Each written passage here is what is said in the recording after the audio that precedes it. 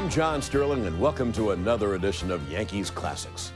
Game 3 of the 2003 American League Championship Series between the Bronx Bombers and the Boston Red Sox was as heated a battle as any in postseason history. In the first round of the playoffs, the Yankees thumped the Twins in 4 games. Meanwhile, the Red Sox outlasted the Oakland A's in 5 to force a showdown between baseball's ancient rivals with a trip to the World Series on the line.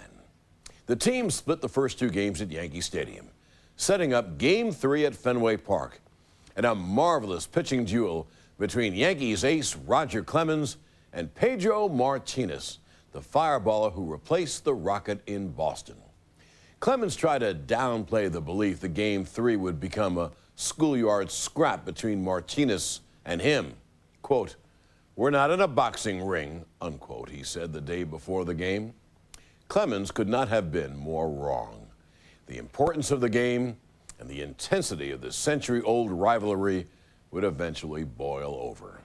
October 11th, 2003, Fenway Park in Boston. Gary Thorne and Rick Sutcliffe were there for the call. This will be a classic matchup. Whether it turns out that way or not remains to be seen. And Roque Wilson will lead it off. And there is some pressure on him today. He knows why he's been inserted in the lineup, to get on base. He's the guy who's had the big numbers against Pedro Martinez not only this year but throughout his career. So he's there, and his job's to get on base. Martinez delivers. Strike inside corner, and we are underway.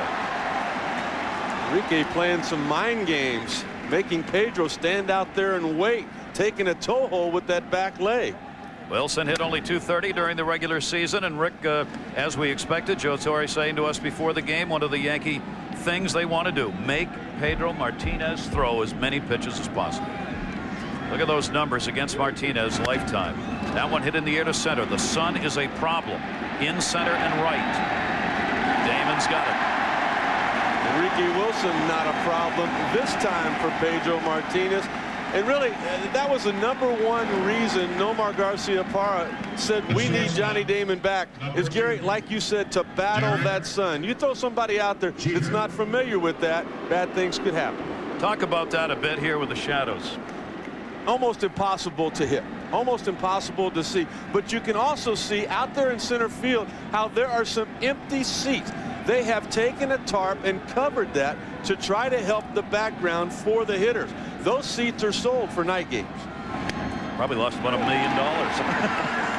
Tickets are going for $500, $600, $700. Some websites advertising tickets for $1,000 if you wanted to get in ballpark for this game just today. Here's Jeter. Off-speed pitch. Base hit into left field. Bill Muller had moved in. Jeter is on with a single, his second hit of this series now. He's 2 for 10. That pitch selection really surprises me. I mean, you know that Derek Jeter's thumb is swollen. You know that a lot of people couldn't play with the pain that he's in. Why do you throw something soft up there that he's able to hit without any real impact on that hand? You really want to get the bees going in his hand with fastballs. He's on. Strike on the inside corner. Giambi takes it. There's some bees. Or was that another flyover? It was another flyover.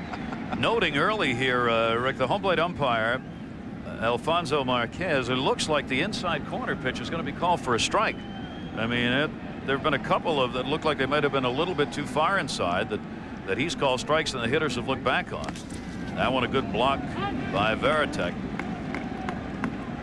We'll see whether or not that holds up both ways. That's the key. You're exactly right, because you have got a young umpire behind home plate. Alfonso Marquez has worked a divisional series before, but never an LCS. We'll see if this crowd has an effect on his strike zone with Pedro on the mound as opposed to the enemy. Jeter off first base. That one grounded towards second. They were playing back deep. Walker, that's one, and that's all they'll get. Force out on Jeter. Walker to Garciaparra.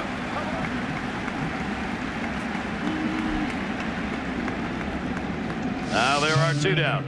Number 51. Well, you'd like to have gotten a double play. You know that Giambi does not run well, but Todd Walker also is not above average defensively at second base. He needed to come get that ball. He set himself way too soon to get the double play turn. Take a look at the home plate umpire and the scouting report. Advantage Pedro big time, because a lot of times with young umpires, your ears work too much. Inconsistent on that fastball in. As you said, a couple of those pitches look to be balls. They were called strike. We'll see what it's like when the Yankees are in the field. Williams takes the pitch for a strike. Bernie Williams, a switch hitter, 2 for 6 so far in this series.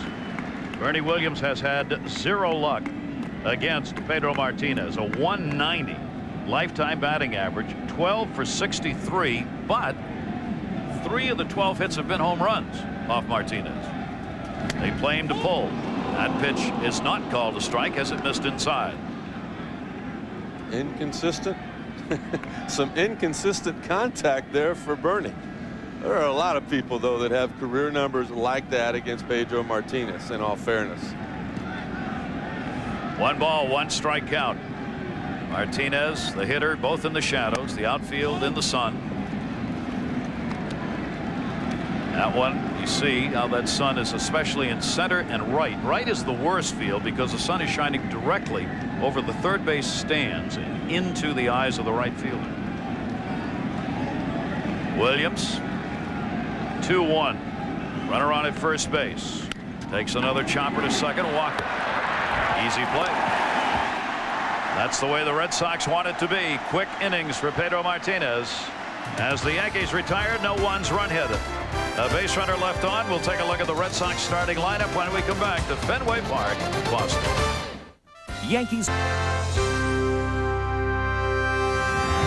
missed the first 2 games because of a concussion in a collision in the outfield. Now says he's ready to go.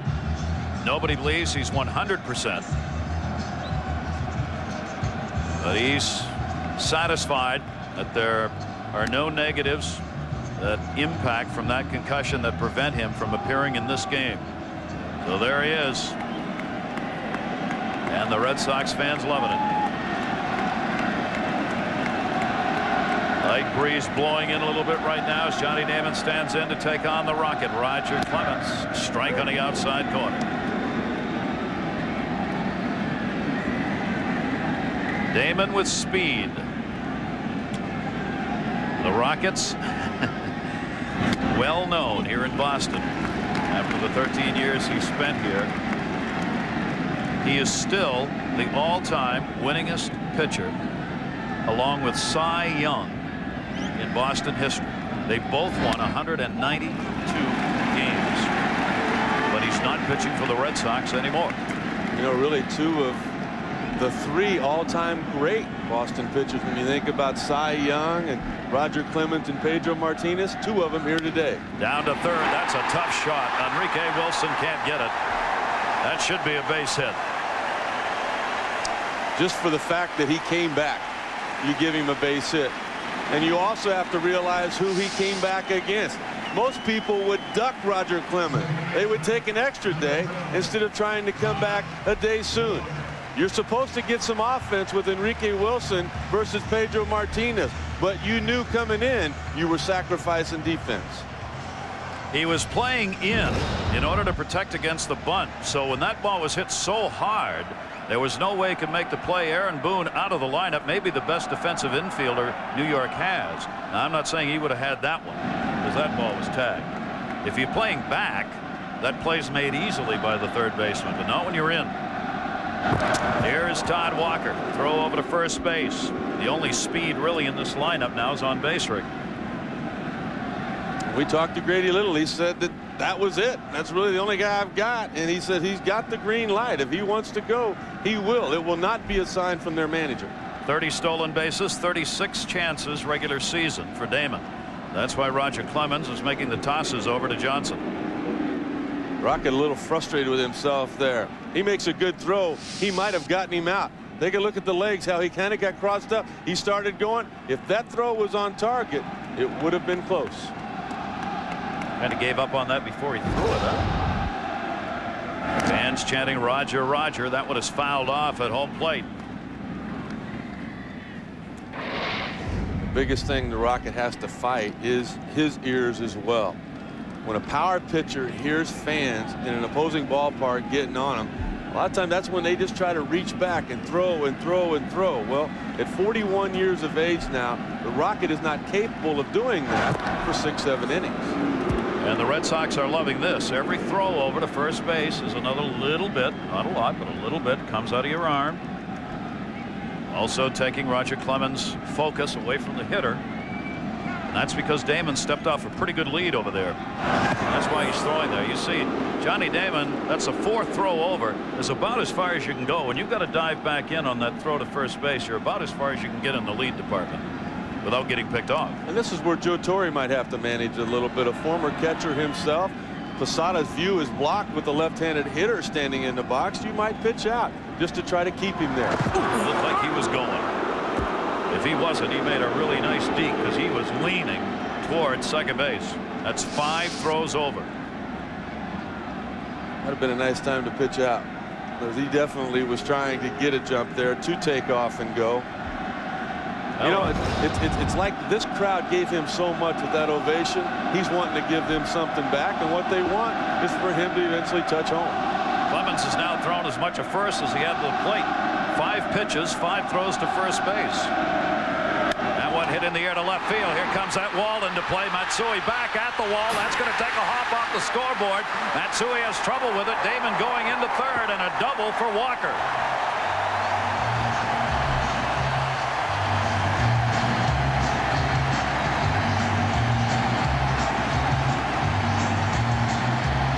And that's how the Red Sox use the Green Monster. I think Johnny Damon had as much to do with Walker getting to have a good pitch to hit as it was a mistake on the part of Clemens. His attention was divided. He threw a fastball up and out over the plate, and every one of these left-handed hitters for Boston has the ability to send it that way. Walker hit 70 points higher at home than he did on the road. On the road, he had 12 doubles. At home, he had 26. Now there are 2 in scoring position. Still nobody out, and Nomar Garciaparra at the plate. That ball might have been about 10 feet behind Matsui, where he normally is positioned at Yankee Stadium. Things are different here. Down low, good stop made by Jorge Posada. That's another thing, as we look at that glare coming from center field, it also is extremely difficult on a catcher, particularly on off-speed pitches. We'll see if pass balls and wild pitches are part of the result today. Damon at third, Walker at second base. Red Sox trying to get on the board early in this game against Clemens. Garciaparra fouls it off. Keep in mind, and we pointed it out, in Game 2 at Yankee Stadium, the Red Sox in the first inning got 3 hits, a walk, and no runs off it. Here's another chance now to get on the board early. There's Andy Pettit, the man who got out of the danger in that start at Yankee Stadium. Garciaparra's 9 for 42 lifetime with 2 home runs off Clemens.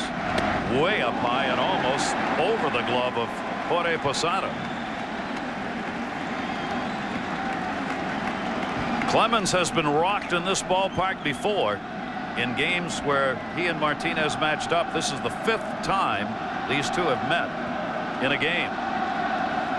Once in the playoffs in '99. The fans chanting Roger. Jammed. Strike 3 called. He didn't like it. You're going to see some of this today, Rick, with this home plate umpire. He's gone. That is the first out of the inning. Well, everything has been inconsistent. Take a look at the split-fingered fastball. Nomar thought that the ball was low, and he definitely thought it was inside. He can't believe that was called strike 3. I mean, the biggest thing to me about Nomar that makes me think it was a ball, he normally swings at anything close anyway. Clemens gets the strikeout. Runners at second and third with 1 away for Ramirez, rather. Ramirez has gone 5 for 9 in this series. He finished the year second in average, only 1 point away from the title. Bill Miller's teammate won it. He was 7th in home runs, 4th in slugging. Takes the pitch outside for a ball. He has not had any success against Roger Clemens either. Red Sox fans voting for where they want that ball to be hit, up there above the green monster. It used to be a net up there. Now this year they added those seats. 200 seats up there on top. And I'll tell you, they are a great view. And I think underpriced at $50. I couldn't believe they didn't charge more for those. That one's going to be a base hit.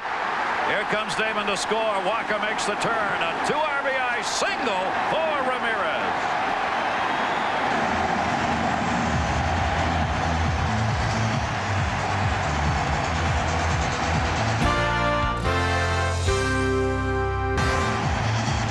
Johnny Damon gets to give these fans a little something back, and the reason is because of Manny Ramirez. He has been on fire throughout this American League Championship Series. He's always been one of those guys that has produced runs. He's had trouble doing it against Roger Clemens in the past.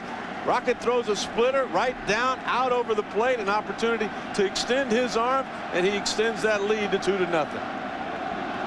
Now here's Ortiz. Roger Clemens, in his first game with the Yankees back here in Boston, was in the League Championship Series in 1999. He did not get out of the second. He pitched 2 innings, gave up 5 runs on 6 hits in that game here at Fenway. Ortiz takes the pitch inside, and this game is starting out like that for Clemens. Still only 1 away. Ortiz has had a 1 for 6 in the series. He's got a runner at first base. Clemens would love to get that ground ball right here, and Ortiz, not a fast runner, could be doubled up. He's thinking about going back to that wall. Interesting, Rick, we were talking today with Grady Little, the manager. He said when Theo Epstein, the new GM, took over, they sat down and built a ball club around the wall. They got left-handed hitters who took the ball the other way. They intentionally went out and found those kind of guys. It revised Ortiz's career. That one shot down that way, but it's going to be a foul ball. And he talked too about getting veteran hitters, because they're not going to change. They're going to continue doing exactly that. And boy, has it paid off for this club. They were a good offensive team last year, but nothing like the record-setting offense they put up this year.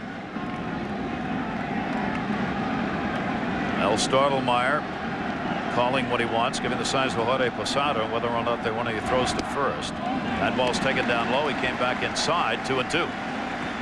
And when you can cancel half of the plate as a hitter, oh my goodness, you can lay off of difficult pitches like the one Ortiz just looked at. Posada looking over to Stottlemyre. No big lead on Ramirez at first, so no need to throw over there. 2-2 delivery. That misses outside, down low, and the count is full, 3-2. He's done nothing hard on the inside part of the plate yet this afternoon.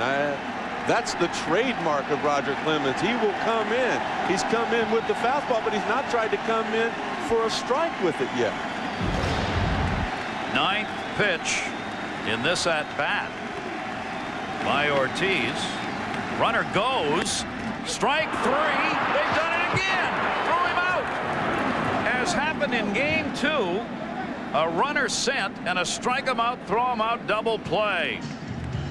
So that will do it. The Red Sox get a couple of runs on 3 hits. They leave nobody on base.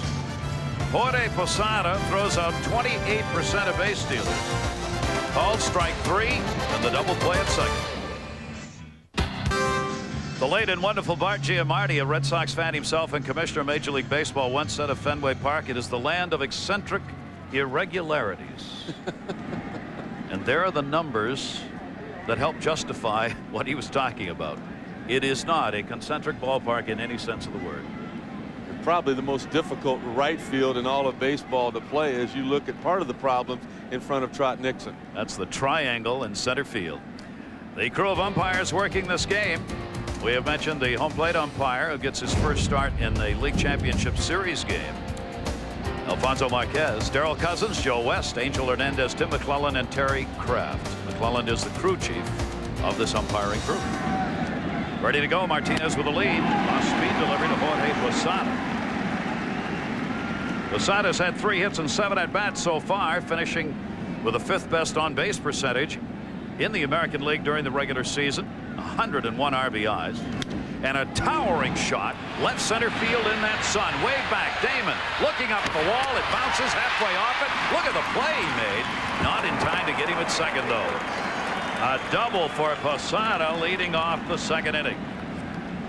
You know, Johnny Damon might get these people to somewhat forget about how well Carl Yastrzemski used to play that green monster. That was a tremendous play on the part of him. He went back to the wall. He knew the ball was hit hard. He gets back there. He sees where he's at. He thought about climbing the wall to begin with. Then he says, all right, I can't get up that high. So what does he do? I mean, he doesn't even play it off one bounce. He catches it in the air, tried to keep Posada from getting to second, but wasn't able to do that. Wow. That is the 2nd hit off Pedro Martinez. And that brings up Johnson. 6 for 17 lifetime off Pedro Martinez for Nick Johnson. He's had good numbers against him and good numbers during the season with the 96 games that he played in, and has done a fine job at first base. Jorge Posada on with the double. And Johnson swings through, taking something off that one. 1-1. I think Pedro's finally ready to pitch now. I think he, too, like the rest of us, was in shock that Manny Ramirez was running. I mean, David Ortiz has only grounded into 9 double plays all year long. Manny Ramirez only had 3 stolen bases all year long. There's no need to send him. Keep him there. Keep the inning alive. And the delivery's a breaking ball. Now, you never know whether or not the runner in that situation was going on his own or whether Grady Little gave a sign. The way Grady Little looked, I'm not sure he gave a sign. He looked pretty upset. Well, you give a sign, but you give the stop sign. So, yeah, don't give go. the don't run. You have the first base coach tell him, stay here. Martinez, 2-ball, 1-strike delivery on the way to Johnson. Another one off speed that he's out in front of. You know, and another thing, Gary, that Grady Little mentioned to us in the managers' meetings before the game was the fact that we feel like with a man on first, he's in scoring position there. A lot of teams will send him on a play like that to get him into scoring position, but with all of the extra base hits and in particular doubles that Boston has hit this year, they already had him where they wanted him. Yep. 2-ball, 2-strike count. Martinez with a fastball inside. Rick, we talk about Pedro Martinez in the minds of most baseball people. He's that guy that rears back throwing that big blazing fastball. He can do that, but he's a little different pitcher now than when he started as a power pitcher. More to him. Cut fastball, throws more sinking fastballs, more changeups. Chopper right back to him. He'll hold the runner. Get the out.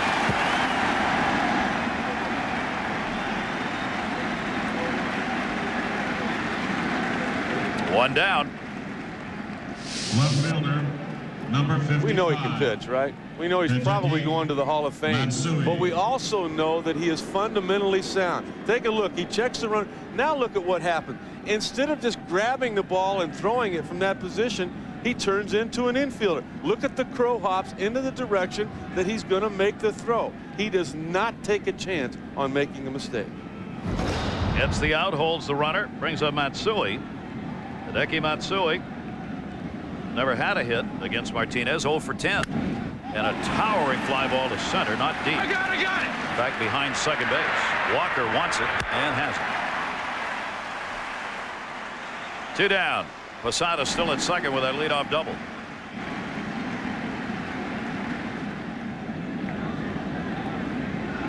Around the world, we thank all of you who have sent along some great emails to us. Tim Clute, we got your email. You were watching at 2:08 in the morning, you said, from New Zealand in our game 2. Gotta love those baseball fans, don't you? Oh, you've got to love this baseball game today. Fastball taken inside by Garcia. So much different trying to get a hit with a runner in scoring position off a great pitcher as opposed to just getting a 2-out single with nobody on, or maybe a leadoff single or double. They just that velocity tends to get a little bit better, the command a little sharper. That one into right field is just that kind of a hit. Up with it is Nixon. Runner coming home. The throw is going to come through, but not in time. A big 2-out hit and an RBI for Garcia. And the Yankees make it a 2-1 ball game.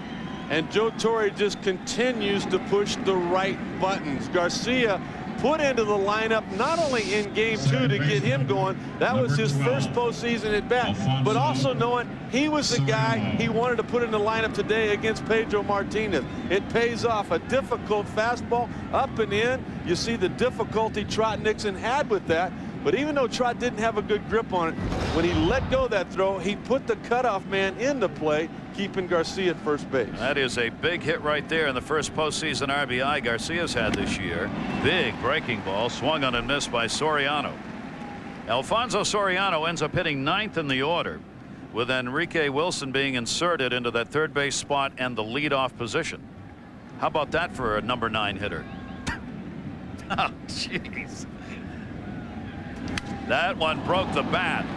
Left center field. Ramirez.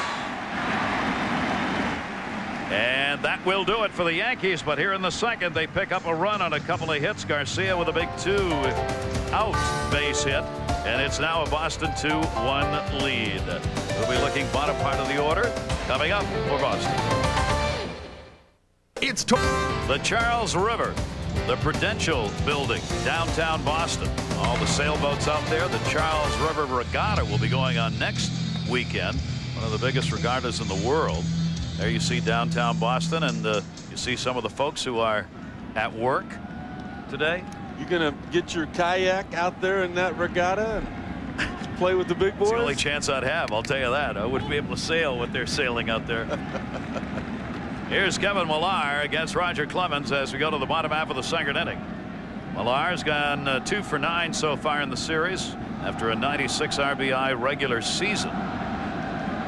Clemens gets it in and he rocks that one foul.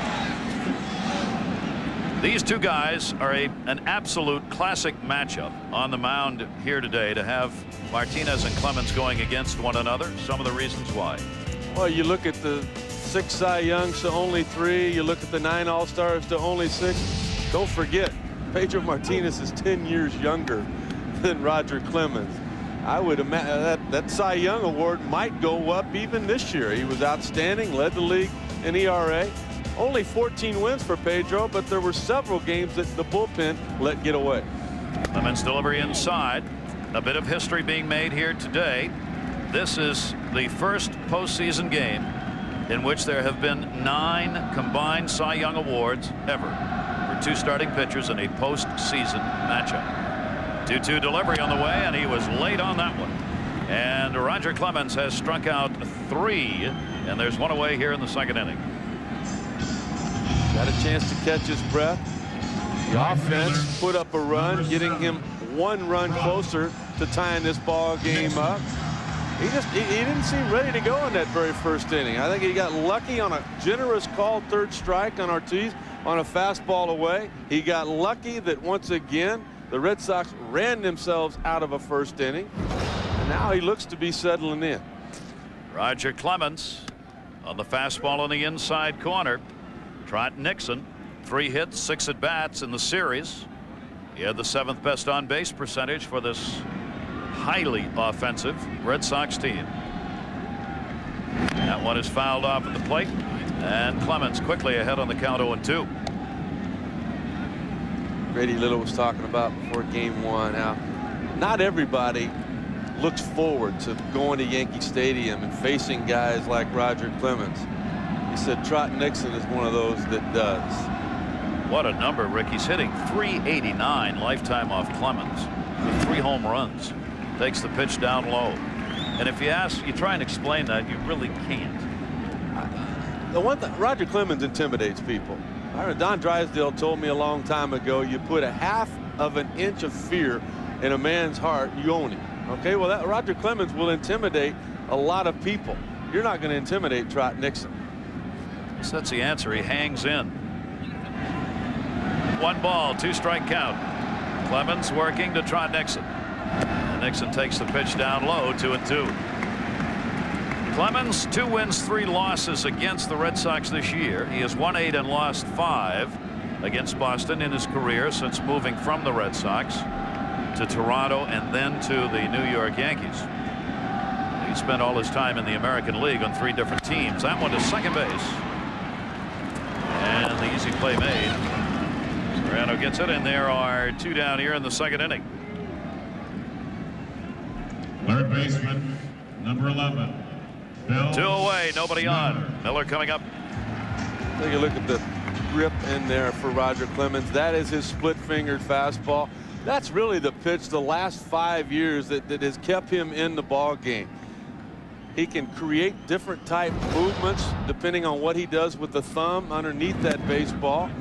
We'll throw it most of the time to left-handed hitters. He'll try to tighten up that slider, get something to go away from a right-handed hitter. You mix in 90-mile-an-hour fastball to both sides of the plate. Yeah, you can see why. You know, the most amazing thing to me about Roger, though, is that I was around Michael Jordan a lot in Chicago watching him play basketball, and towards the end of Michael's career, he lost the lift in his legs. I mean, we all could see he didn't get up like he once did. Roger has not lost 1 ounce of velocity. He can still touch 98. Well, he keeps himself in such great physical shape, and the lower body for power pitchers, Rick, the legs make all the difference. I mean, he's in just great shape. Over to local gym here in Boston for an hour and a half yesterday, working still on that leg strength. Taking on the league's leading hitter, Bill Miller, who won the title. 5 for 13 lifetime off Clemens, takes the pitch up high. We were joking about having Soriano hitting 9th in the Yankee lineup when Rick and I were talking with Joe Torre before the game. He said, people said, how do I justify that? He said, well, I just looked over and saw that the league's leading hitter is batting 8th in the Red Sox lineup, so I don't feel bad about having Soriano hitting 9th in my lineup. And he was smiling as he said it. There is Soriano, great numbers, batting 9th. Here's a 3-1 delivery, and that one's going to be right to first, right at Johnson, and that will do it. So Clemens, after giving up 2 runs, 3 hits in the first inning, comes back here in the second and retires the side in order. Nick Johnson, thank you very much. Tomorrow. Rick Sutcliffe, my partner here, major league pitcher, and a very good one. How much does it matter about the guy who's catching you? It means everything when you have the confidence in him. When you're in a situation where you're not real sure what you're doing, you look at the numbers with Veritek, you look at them without him, and they're not without him very often, because remarkable, both of these catchers here today appearing in over 140 ball games. That battery ready to go back to work here as the Yankees come on in the third inning. 2-1. Red Sox have the lead with the 2 runs picked up in the first inning. Garcia's RBI got the Yankees on the board. Ramirez had the 2 RBIs for Boston. Breaking ball on the inside corner for a strike, much to the incredulity of Wilson. Enrique Wilson turned around like, what? Much to the what of Wilson? I didn't believe it. Postseason numbers for him. That's an outside corner strike. He flied up the center his first time up. Enrique Wilson is a switch hitter on that left side against Martinez. Takes the pitch away. The fans, of course, in Boston think every pitch thrown by Pedro Martinez is a strike. Not everyone, but there's a huge percentage that normally are. The oohing and eyeing every time it's called a ball. 2-2 delivery swung on him as Martinez first strikeout.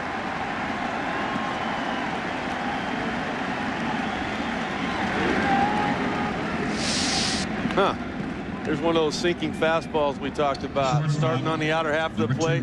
Look at it just explode, running away from the end of the bat for Wilson. Watch the late movement here. It's just a different type pitcher than what the Yankees or anybody has seen. And the reason he's doing that is because he wants to pitch longer.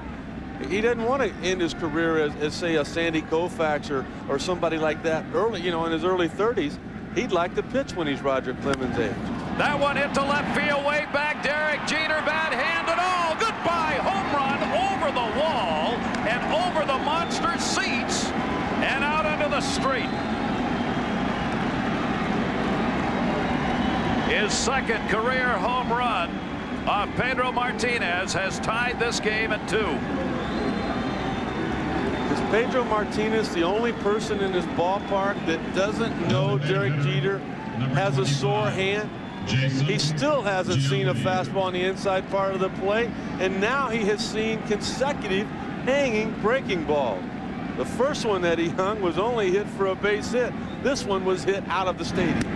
His 13th postseason career home run. Derek Jeter ties this ball game up with a shot. I mean a shot. And that is the first right-handed batter to hit a home run off Martinez this year. He gave up only 7 home runs all year, and they all came against left-handers.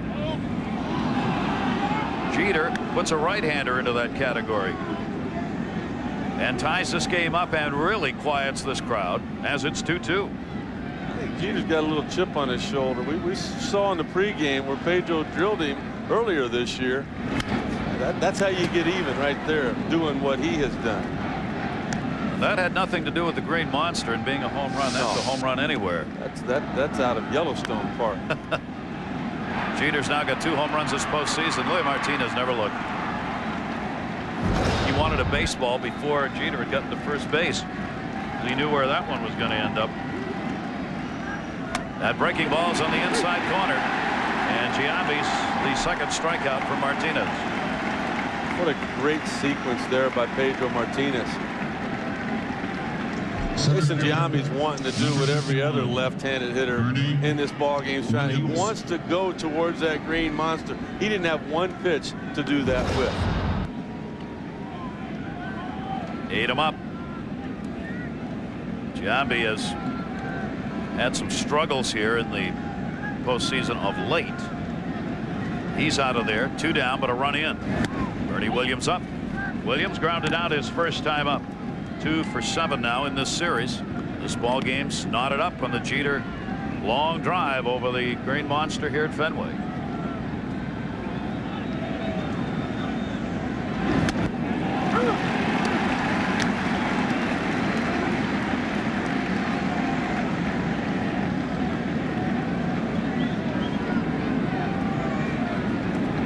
Now, it still may be a great pitching matchup, but this is not a game in which these 2 great stars are exactly shutting down the opposing offense yet. Inside corner strike.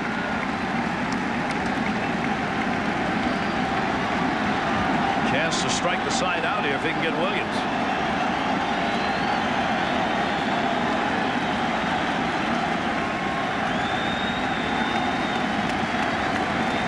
Here's the 1-2 delivery. Reached to foul that one off. Protecting his at-bat.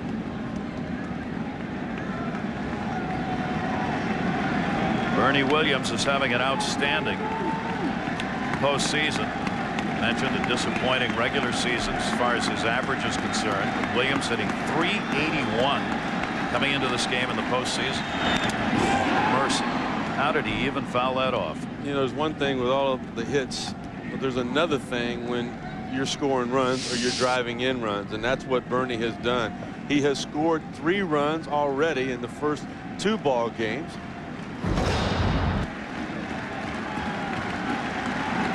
After struggling most of the season, just not being healthy, shoulders, knee problems, he looks healthy. He's healthy now, and it's providing some thump for that Yankee lineup. Pitch is taken up high. That'll take the count to 2 balls, 2 strikes. 2 down and nobody on here in the 3rd inning of a tie game. Boone on the left, not starting. Cena on the right, who started and lost game 1. I think that's a good move to help Aaron Boone relax a little bit. Strike him out.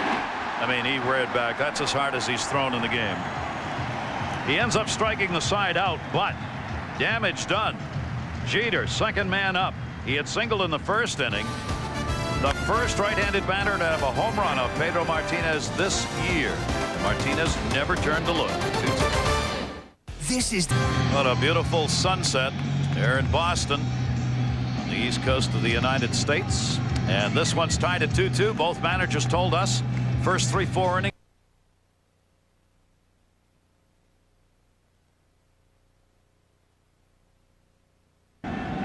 Jason Varitek, the catcher, takes the pitch down low from Clemens. He's gone 2 for 4 so far in the series. He did not start the first game with Wakefield, the knuckler. Doug Marabelli was the catcher, as he's been most of the season when Wakefield makes his starts. Varitek, a 150 hitter, lifetime off Clemens, takes a strike, 1-1. I don't think he has much of a chance in this at bat. I mean, he was on the on-deck circle when the last out was made, when Bill Miller lined out in the bottom of the second. He had to run off, put the gear on, run back out, and catch Pedro. Then Run back in. Exactly. Throw the gear off. Hey, anybody seen my bat, my helmet? Run up there. He got like 2 practice swings as he was running up to get ready to step in there and face Roger Clemens. Yeah, go get him, kid. Little things that make a difference in a ball game. Gives Clemens the added extra advantage here on the leadoff hitter in the 3rd inning for Boston. That's why I would highly recommend to all the young kids out there playing baseball, try to pitch first, because if you can start as a pitcher, you only work once every 5 days. They pay you more than they usually pay the rest of the guy. If that doesn't work, you know, try to play like a corner position, 3rd or 1st. Those guys don't have to run very far, you know, between innings. I mean, if you're a right fielder here for the, that's a long run. You probably run 3 miles just getting your position. Man, you got this thought out. 2-2 delivery is up high, 3-2. You know, when you're starting, that's what you do 4 out of every 5 days. You think about those things, right? I guess. I don't know why. That's a long way from right field into the dugout. Look how far Garcia has to, and then they're going to abuse you. You know they're yelling at him. 3-2 delivery on the way. That one hit in the air to left center field. Bernie Williams backing up near the warning track and on it, and he puts it away. Now Varitek retired. Get back in there and put your gear on.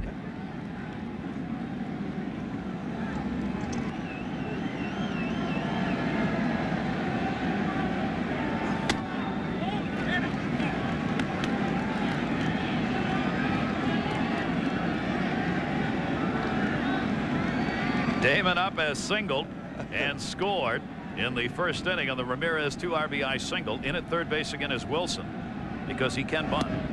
And as a result of Wilson being in at 3rd in that 1st inning, Damon got a hit because he hit the ball so hard down to 3rd it handcuffed Enrique Wilson. Packed house here at Boston. Jeter back at short and over towards 2nd base and right at him. Ooh, knocked down. That's another base hit. Another shot. He's kind of going around the infield, getting everybody a chance. Damon is. I just wonder about that left hand, and in particular that thumb. Remember the first play for Derek Jeter in Game 2? The ball hit off his glove. There it is. He's set. He's in position. And he's just not able to squeeze that glove and close it. That ball's hit hard, but look at it. I mean, he's right there with it. The fact that Johnny Damon is so fast is a reason he had to play so shallow. But that's a play we normally see Derek Jeter make, and I think it's because of the physical problems he has with that left hand.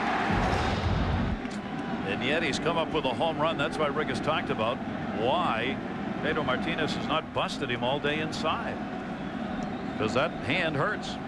Well, 2 for 2. What a return for Johnny Damon. He's already scored a run. He's got 2 singles. Fouled off Todd Walker, who doubled his first time up. There is Damon. So the effects of that concussion that kept him out of the first 2 games of this series nowhere evident in this game. Well, you can just see a little shadow underneath that right eye. I mean, it's amazing how that side of his face is as clear as it is right now. Well, he's an amazing competitor. 293 hitter off Clemens, standing at the plate. He'll get Damon back. Damon is the base stealer. Todd Walker, the first acquisition made by Theo Epstein when he took over as general manager, and did that ever pay off, both offensively and in the field? And here's one of those guys we were talking about earlier, Rick. Here's one of those left-handed hitters who will take the ball the other way. Mike Cubbage, third base coach with signs. That's why the Red Sox wanted to get him. He's also one of the toughest to strike out. He only struck out 54 times. In fact, there was nobody more difficult to strike out in the league than the man at the plate right now, Todd Walker. Damon off first. The fans chanting Roger. Fastball right there. 1-2. Really amazing that Todd Walker was able to replace Nomar Garciaparra, hitting third in the lineup for Grady Little. Down the stretch, Nomar with the worst month of his career, hitting just 170 in September. They flip-flopped the two of them to try to get Nomar going. Todd Walker just continued to hit. Walker's got a 1-2. And he takes that one to center field. Bernie Williams. He's got it. And there are two down. That'll hold the runner at first base in Damon. Shortstop. And that'll bring up Garciaparra. Nomar Garciaparra. Strikeout victim his first time up. Kind of confusing for me right now, trying to figure out the offensive game plan for Boston. I mean, you got guys running that normally don't run, and then we've had a guy on that does run that hadn't run yet. You're trying to make sense of this game. And you were a pitcher. You know better. I mean, you know, Andy Pettit said the other night he couldn't believe Kapler wasn't bunting. I mean, even he was caught by surprise. And it sure helped Andy Pettit get out of the first couple of innings. Well, what a great kid. I talked to him for about 10 minutes before batting practice tonight. And he said, I've never been that physically and emotionally drained. He said, looked it, didn't he? All I could do just to wave my hat to people as we got. I asked him, I said, well, we had a great shot of you just kind of collapsing. He goes, that was the mental part. I didn't want to think about anything else anymore. Garciaparra up there, 2 for 10 in the series so far, and he rips that one foul outside of third. That ground ball, you'll see, I'm sure, come into play here where that wall is down there at third base. Infielders and outfielders have to back each other up all the time. There'll be fair ground balls that will go into foul territory, hit that corner, and ricochet. Note where this ball goes. You know, sometimes those are fair. Look where the ball goes. The shortstop has to go back into left field to help the left fielder on those kind of plays in order to hold a runner to a single. Yeah, because from where the left fielder's at, he can't tell if that's going to go down the line and get into the corner or not. So he has to go towards the corner to begin with before he can turn up to get that. It's one of those idiosyncrasies of this ballpark. That one is short. Peter's got that one on the big hop and makes the forced play to Soriano. And that will do it here in the third inning for the Sox. No runs, a base hit, 1 left on. We've completed 3. Game 3 of the American League Championship Series. It's tied at 1-1 in the series and 2-2 in the game. Ray Posada walked to lead off the top of the 4th, bringing up Nick Johnson to face Pedro Martinez. That's the first walk we've had in the game, but it's a leadoff walk, and those are dangerous. Johnson coming up. He grounded out his first time up. Red Sox play him to pull, Rick. They've got the infield shaded around, the outfield straight away. He's got to be thinking pull here. To me, you want to pull that ground ball between. You don't get many advantages in this ball game. There's a hole between that first and second baseman of about 75 feet for you to play pepper with. Johnson takes the off-speed delivery in there for a strike. 1 ball, 1 strike. What's he going to do? Throw all curveballs this inning? I don't know. He's trying to get it ready for the next time he faces Jeter, I guess. We're seeing a lot of off-speed pitches thrown early in this game by Pedro Martinez for some reason. Teams hit only .215 against him. He had the best opponent batting average number of anybody in the league. And he was second in strikeouts. Fouled that one off outside of third. 1 ball, 2 strike count on Nick Johnson. You don't know how much of that comes from a game plan for Pedro Martinez and how he wanted to work early and then later in the game, or how much of that because just the way he feels that what he's got for pitches today. You don't know, huh? He looks fine. I mean, physically, he's got the extension out front, which is, you know, when he is hurting a little bit, when that back or rib cage areas that flared up on him before, he doesn't extend. He's got the extension now, just not the command. 1-2 count, runner not going. That to left field, line drive. Ramirez back, not going to get it. That bounces at the base of the wall. Good jump by Jorge Posada. Goes to third. It's a long single, but runners at first and third here in the 4th with nobody out.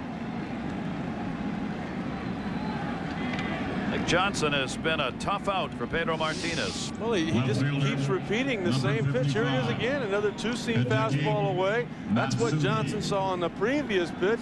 Johnson makes a little adjustment, as good hitters do. He gets the bats going a little bit sooner. He's able to catch up with it, and once again, we see the back of a Boston Red Sox outfielder. He's a .350 hitter against Pedro Martinez in his career. Nick Johnson is. And now there are runners on at first and third. This ball game tied at 2-2. 5 hits on the board for the Yankees. Martinez is going to face Matsui, who's 0 for 11 against Martinez in his career. They will give that run up here. They're not going to play it in with nobody out. They're hoping for the double play. Not this one. That's into the corner, and that is really rock. That's going to take a hop over that short wall. It'll be a ground rule double, and for the moment will save a run. But the Yankees get one. Jorge Posada crosses, and the Yankees take a 3-2 lead.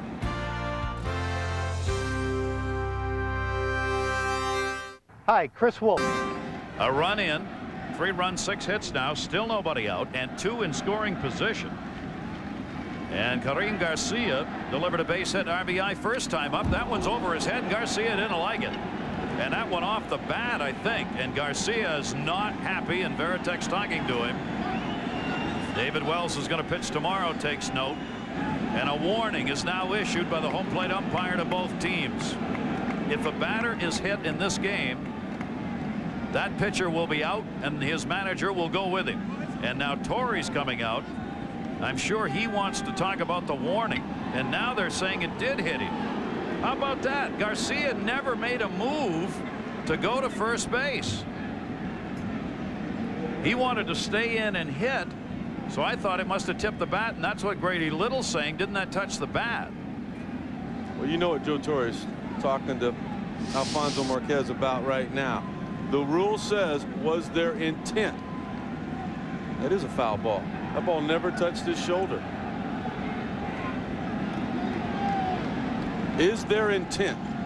Did he intend to throw that baseball at Garcia? I don't think there's any question about that. And that's what Joe Torre was going to tell the young umpire. Now, if you felt like there was intent involved, it shouldn't be a warning. Pedro Martinez should be out of the ball game. And Rick, the reason he would do that right there is first base is open, and he's got Soriano coming up. He's okay to put a guy on. As far as Martinez is concerned, it sets up a possible double play. So if I'm going to bean somebody right now. Well, if I'm Soriano, I'm looking out over the plate, because if he comes back in and it gets away from him now, he's out of this ball game. I look for that fastball away. I look for that off-speed pitch. Try not to get too far out in front of it. Take it right back up the middle. Boy, the Yankees are really upset. They believe it was intentional. Here's Soriano strike on the outside corner.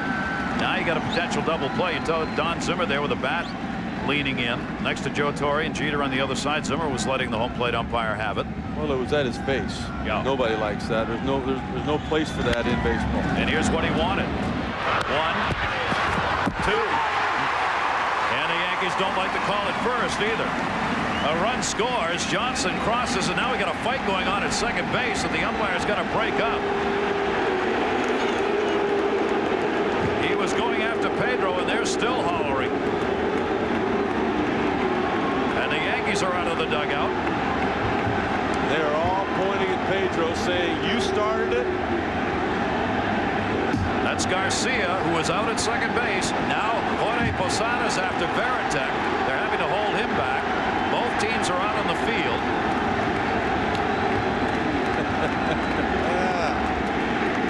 This is look at Zimmer. Oh, look at Clemens. Clemens is coming out here. Right? Wow. You don't usually see the pitcher get involved in this. Because what he's mad about is he can't throw at anybody. Oh, he will. But if he does, he's out of the game. He'll pick his spot. When he's about ready to go to the bullpen. You got it. In the shower. He will get somebody. You can count on that before the day's over. We talked about it being a battle of heavyweights, the tail of the tape. In this corner, we've got Pedro Martinez. In that corner, there's Roger Clemens. This is what Joe Torre was talking about, how it is the best rivalry in all of baseball.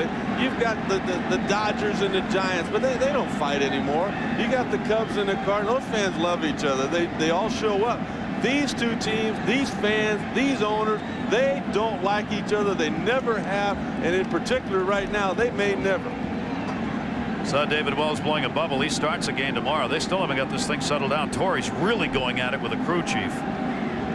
Eyeball to eyeball, nose to nose. He he wanted Pedro Martinez thrown out of the game. And he was talking to Tim McClellan, the crew chief. I'm wondering if Garcia got tossed out of the ball game for Joe to be arguing like that.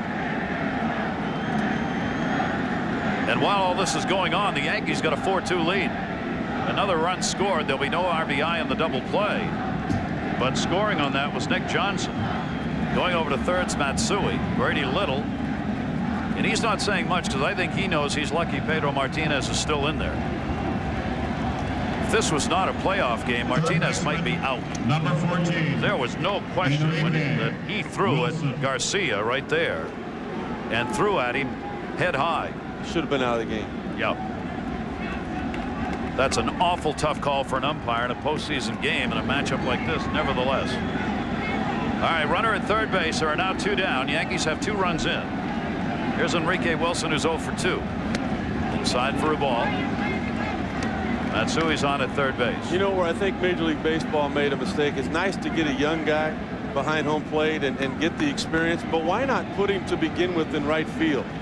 Most games don't go 7. Most series don't go 7 games. And then you don't have to worry about them being behind home plate and having to make those decisions.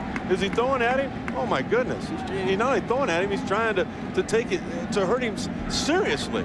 And there's just no place for that. Well, the no-nos in baseball is headhunting. Throwing at a hitter's head. 1 ball, 1 strike delivery on the way. Big cut popped up second base. Walker. Well, Martinez got what he didn't want to give up the 2 runs, but he got what he wanted there. He hit a guy to load the bases to set up the double play, and they got it. Tomorrow. Clemens again faces Ramirez, who's had a 2 RBI single in the first inning. Outside, ball 1. Ramirez, a 170 hitter off Clemens, but does have 3 home runs. Does have that first inning single today. Takes a strike. Good fastball thrown by Clemens. 4-2 Yankees. Roger Clemens gave up a couple of runs on 3 hits in the first inning. He has won 8 and lost 5 against Boston in his career since moving from the Red Sox to Toronto and then to the New York Yankees. Jeter back at short and over towards second base. For the moment, at least, this has settled back into just a great baseball game. Ramirez, and look at Ramirez. There he goes. That's enough. He's still got the bat in his hand. He wants him. And everybody's out.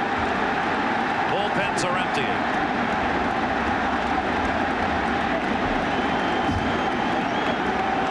There's a fight on the side. Oh my gosh, Don Zimmer went after Pedro, and Pedro threw him down. Don Zimmer ran after Pedro Martinez. Zim's almost 80. And Pedro he didn't hit him or anything, but he just grabbed him and pushed him down. Zimmer went over to the Red Sox dugout. Now they're fighting out at first base. That was scary. Don Zimmer is down on the ground. He's all right, I think. He went after Martinez, who stayed in the dugout. There's Don Zimmer in that pile. Joe Torre over there. Now, and I saw it. There's Don. Martinez saw him coming and tried to push him away, but in doing so, he knocked Don Zimmer down, and now that becomes the focal point. Don Zimmer knows better than anybody about being hit in the head with a baseball. It happened to him a couple of times in his career. He has metal plates in his head to protect himself. There's Zim. He takes a punch. Right there it is. You don't need to throw him down. You don't need to throw him down at all. Just get him out of the way. Pedro right there at the end threw him down right on top of that head that he has had surgery on. Wow, is this ugly. Oh, and that's the guy that started it. All of the Yankees concerned. He's 72 years old, 55 years in baseball. Don Zimmer, bench coach of the Yankees. And he just avoided the crowd. Martinez never came out with the group. He stayed back at the dugout. And Don Zimmer looked for him, found him, and ran over to the dugout to find Pedro Martinez.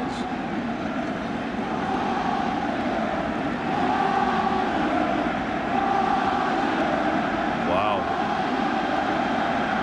Everybody knew at the start of this game it was likely to get hot. and that we might have people brush back, but nobody thought it was going to look like this. There's Ramirez. And Ramirez wouldn't drop the bat. And to a credit of one of the Red Sox, they took the bat out of his hands. You know, if you're going to go. Put the bat down and go. Don't yell. See, there's Don Zimmer going over trying to find Martinez.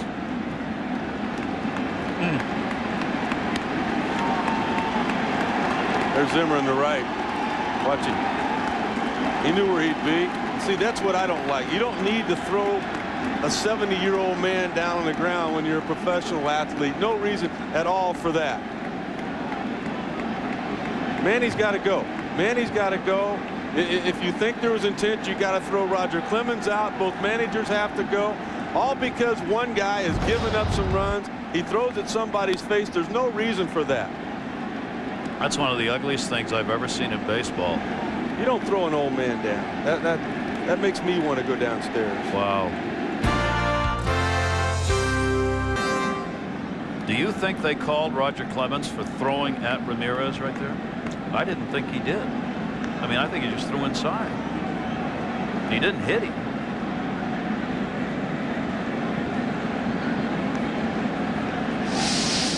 Here's the pitch that started all this. I mean, that wasn't that close. The ball is within an inch of going over the inside corner. You're exactly right. That wasn't that close.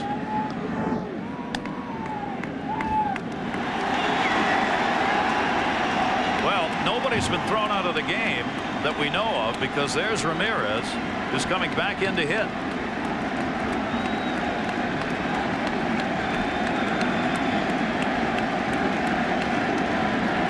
Clemens is still in the game.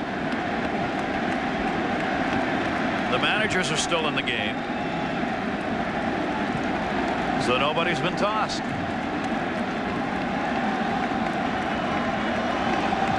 And the count is 2-2. There they are. They're still in it. We're in the fourth inning. Ramirez, a leadoff batter. 2-ball, 2-strike count. Nobody on. A 15-minute delay. And he's gone. There's no way you're going to get in there and hit a baseball after all that. I guarantee you. So Clemens just threw the fastball, and he's got 4 strikeouts now, and there's 1 down. The Yankees have a 4-2 lead. Think he wasn't bailing? Just get me out of here. Had enough of this at bat. He needed one of those paddles that you use in your kayak. That might not have been long enough for that one. Clemens, 4 strikeouts, no walks in the game. That one hit in the air by Ortiz to right field. That's Garcia, and there are 2 down. Well, this has certainly been an eventful first 4 innings of this ball game. It's not what we looked for, but nonetheless, it's been exciting. I mean, I'm thinking 0-0 after 5 innings. Both managers basically admitted as much to us. You're not going to be able to see. Good to see Zim over there smiling. He's all right. Don Zimmer back in the dugout. Popeye must have had his spinach today. That's his nickname, Popeye. And there's one inside. Kevin Millar just moves a little dirt. Now Clemens cannot stop throwing inside, and he has a right to do that. And he's gonna, in order to intimidate these hitters. Millar struck out his first time up. Fouls that one back. 1 ball, 1 strike count, 2 down. You see the dugouts are kind of like anticipating. Everybody's standing and moving a little and waiting to see what's next. Roger Clemens, 1-1 delivery. At a slow roll to third, big hop. Enrique Wilson's got it and gets the out. So Clemens has really settled in. Terry Jeter's leading it off. Takes the pitch for a strike.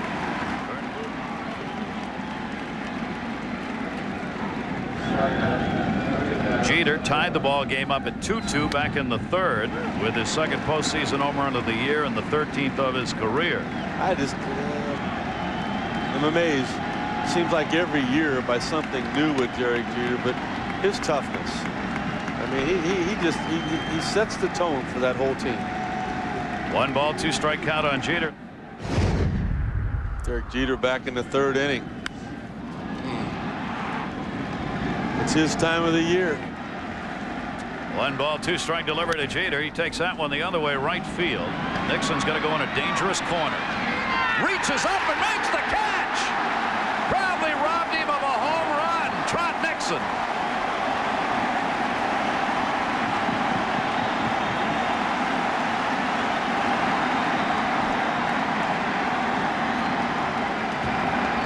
So many things to contend with down there in that area. I think you're exactly right. If it wasn't going to be a home run, it was going to be at least 2 or 3 bases, an all-out effort, as you always see with the right fielder for the Boston Red Sox.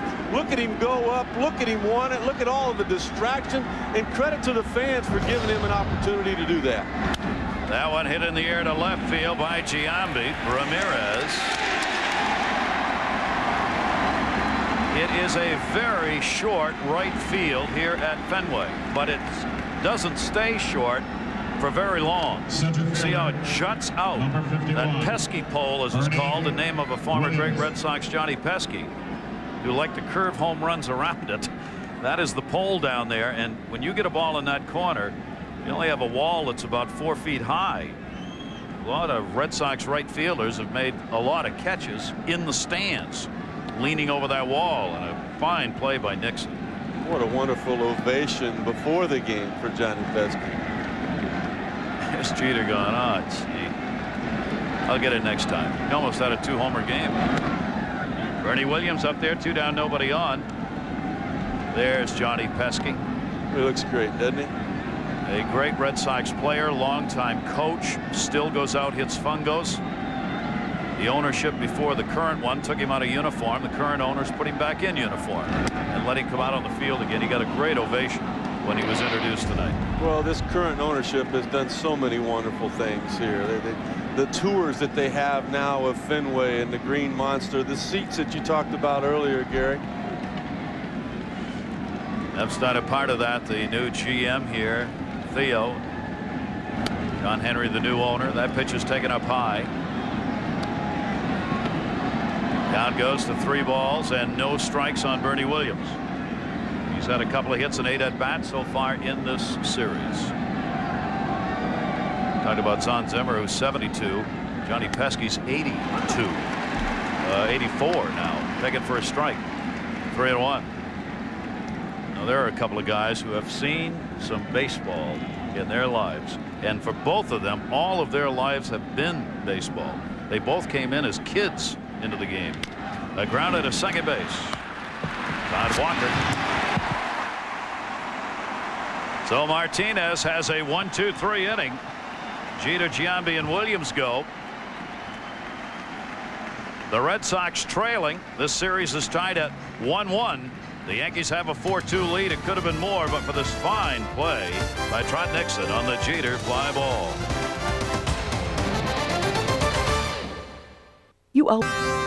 First 2 games played at Yankee Stadium in New York. Teams split. Now we've come to Fenway Park in Boston, where they'll play games 3, 4, and 5. And it's 4-2 Yankees, with Trot Nixon leading it off as we go to the bottom half of the 5th inning. Clemens outside with the ball. Nixon grounded out his first time up.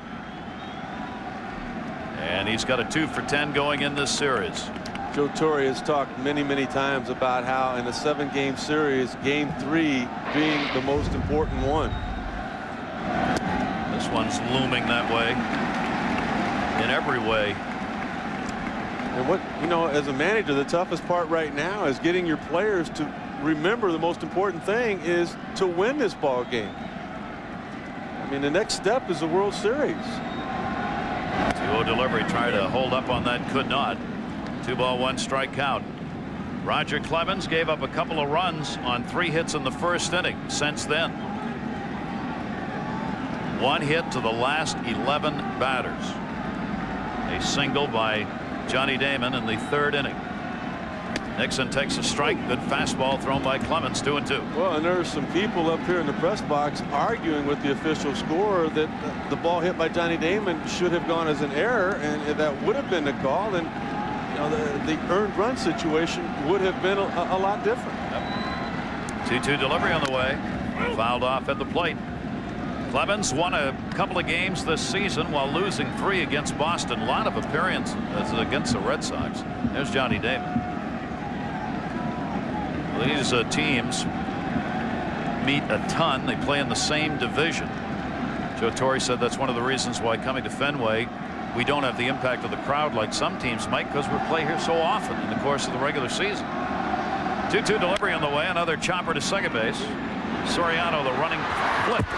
It's the out. Nixon retired. 1 down here in the 5th inning. Roger Clemens earlier this year was the 21st pitcher ever to win 300 ball games.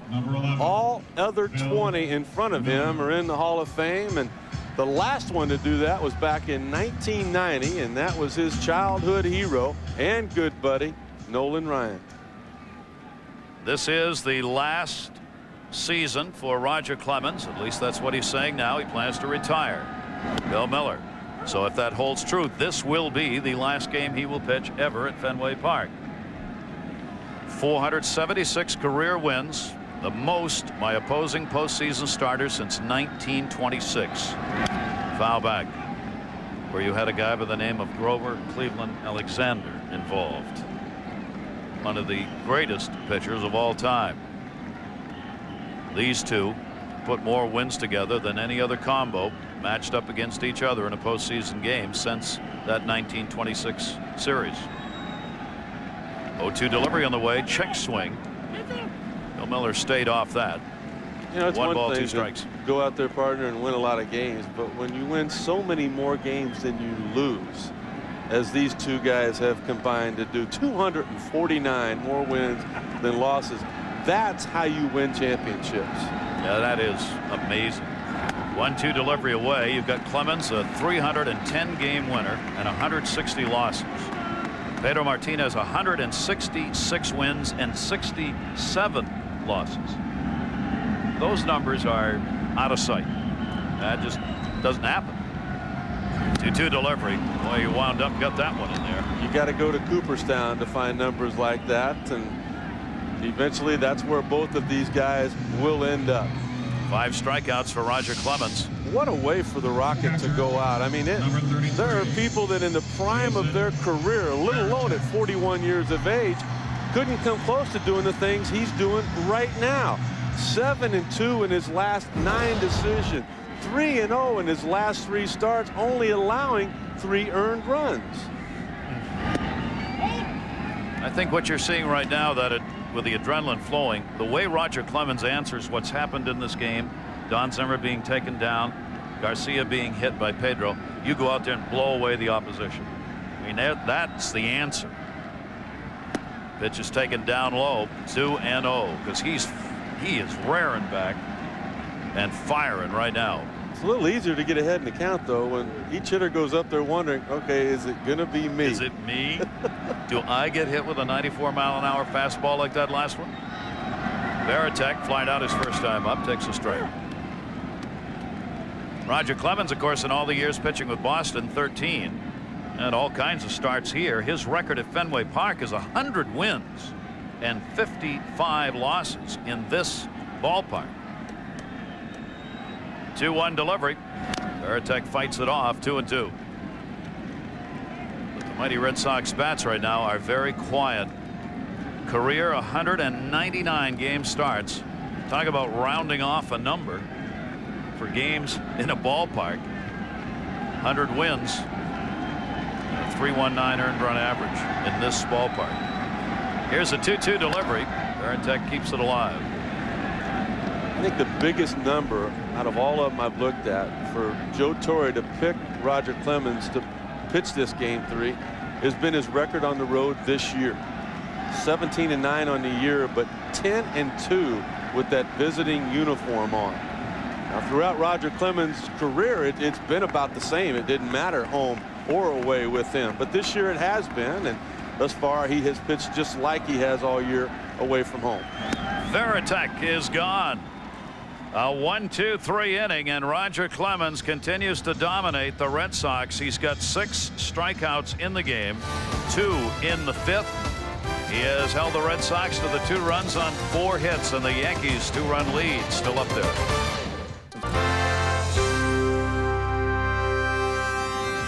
Twilight time, Fenway Park in Boston. How do you add to this? In this ball game, we've had a little everything. Jeter shocking one out over the left field wall. Garcia getting hit. Dugouts emptying on this one. Ramirez thought was a little bit too far inside. All that and all this ends up getting carried over. Look at Derek Jeter. Look at him. He's the one backing Roger Clemens out of that situation. Pedro Martinez goes back to work. Pitches inside. There's Derek Jeter. Jorge Posada leading it off. Johnson and Matsui to follow. Posada's had a double. Has scored a run after drawing a walk. Only 1 walk in the game. Martinez gave it up and it scored. Watch Jeter. Watch what happens right now. All right, all of this is going on, but look at what a captain does. Look at him right there in the middle. Now watch what he does with the rocket. He knows. He said, I don't care what they do to me. They can hit me in the back of the head, jump on me. I'm going to get him out of here because, I mean, there's a reason that they put a W or an L next to a pitcher's name after he starts a ball game. They're that important. They're the only ones that get the win or the loss. Jorge Posada, big cut on a fastball and missed it. 2 balls, 2 strikes. Well, in the meetings these pitchers have had in the past, Roger Clemens has not fared well in the W department. Martinez has won 2 of the previous 4 meetings where they pitched against each other. And in the other 2 games, there were no decisions for both pitchers. And as we mentioned, the only time these 2 have ever matched up in the postseason was the '99 American League Championship Series, in which Clemens got rocked by the Red Sox and Martinez got the win in the game. Right now, it's Clemens with a 4-2 lead. Jorge Posada's gone. 4 strikeouts for Pedro Martinez. And he's talking to somebody. Martinez kept looking over, and Jorge Posada's hollering at him and not going to the dugout. Martinez was talking to Jorge Posada as he left, and Posada was walking to third instead of to the dugout. It's hot out there. Pedro was telling him to go sit down. Posada didn't want to head that way. And just think, this could all happen again in Game 7. Yeah, if this thing was to go 7 games, these 2 pitchers would be the scheduled starters. Watch this. This is after the strikeout of Jorge Posada. Go sit down. That's what he's telling him. Go sit down. You had your chance.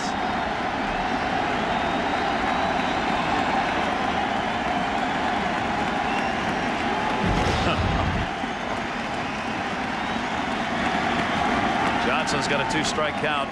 Fans are up and applauding for the strikeout. We're only in the 6th inning. The first thing you said when we started the broadcast tonight was how this was a tough ticket to get. You can see why. Oh my. And they're up and roaring and waving. That one misses inside. Martinez has 4 strikeouts. Clemens has 6. He still continues to come in. One thing Roger really hasn't done a lot of, but Roger didn't need to. He just keeps wearing that outside corner out. 2-2 delivered. Red Sox got on the board first inning. 2 RBIs by Ramirez after Johnny Damon and Walker had gotten on base. They've not done anything since. The Yankees have answered back. Garcia got an RBI single in the 2nd. Jeter homered in the 3rd to tie it. And the Yankees took the lead in the 4th inning. 1 run scored on a double play ground ball, and Matsui got the other RBI. 5 strikeouts.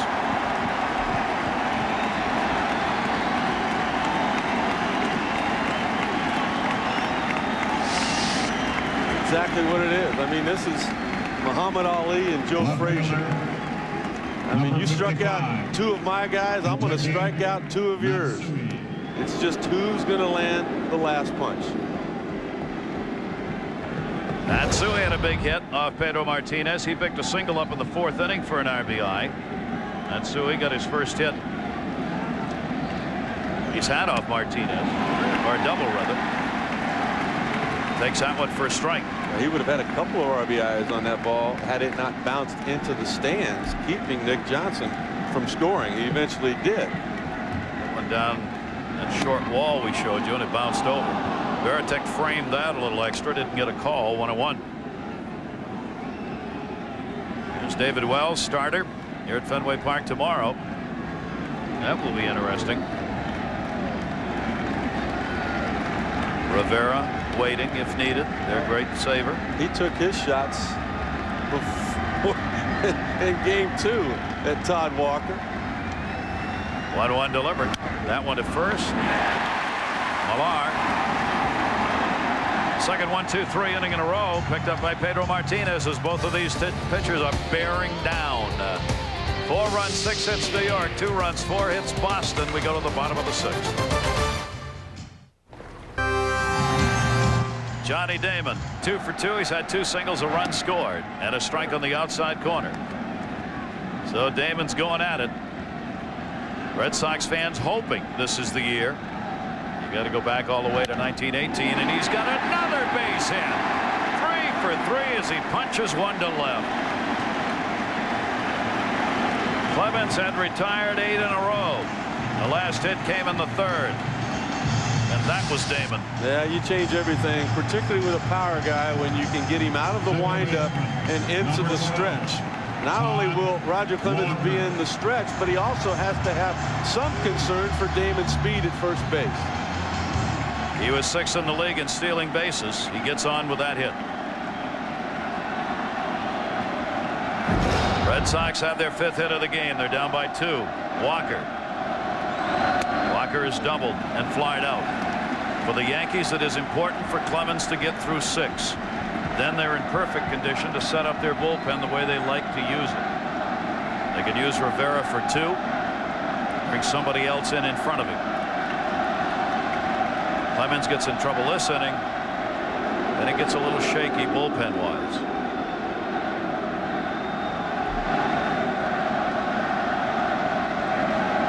Walker with home run power. That one misses down low. Clemens falls behind on Todd Walker. 2-0. Clemens has not walked a batter. He walked only 58 in 211 regular season innings. Bullpen phone in use. The 3rd. We've had a couple of 3-ball counts in the game. That one's going to be taken up high. That is the 4th 3-ball count for Clemens. And the Yankee bullpen will get active, and Joe Torre, or Mel Stottlemyre, the pitching coach, is coming to the mound. Tough conversation right here from Mel. What a terrific job he did in game 2, settling down Andy Pettitte. In the back of Roger Clemens' mind, he wants to protect his teammate. He wants to get somebody. But if he doesn't get some people out here in the next couple of hitters, he's not going to be in this ball game to get that done. Mel Stottlemyre has been there. He has always been in pinstripes as a player. He won 20 games 3 different times for that Yankee franchise. He knows what Roger Clemens mentally is going through right now. He's got to remind him, you got to get some people out before you take care of business. And it is a din here at Fenway with the chant of Roger. Walked him on 4 straight.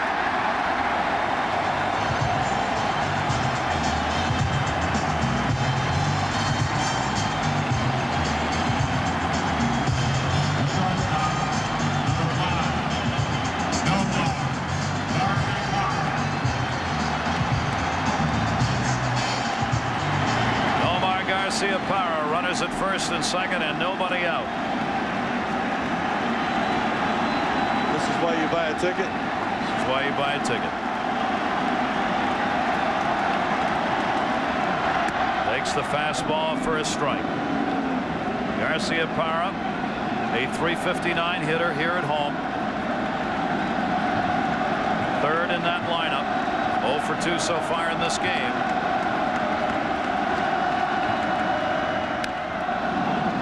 tips that one, and Clemens comes right back to get a 2-strike count. You have to feel a little bit sorry for Nomar Garciaparra. He's hit .329 in his career against the Yankees, yet he constantly finds himself and his team finishing behind him in the standings. Year after year. Now their big chance, facing the Yankees for only the 2nd time ever in the postseason. The Red Sox, of course, the wild card team out of the same division as the Yankees, who won the division with 101 wins. 2 strikes, nobody out. Garciaparra is gone on 3 pitches. 7 strikeouts for Clemens. Nomar's now left 5 men on in 3 at-bats against the Rocket.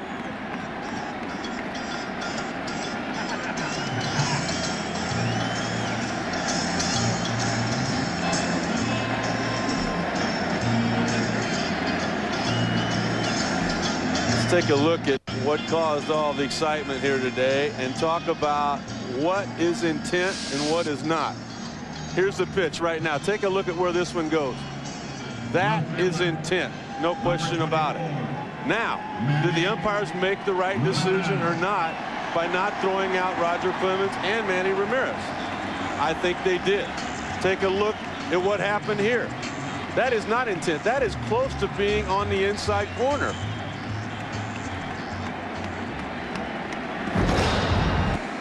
Here they are again.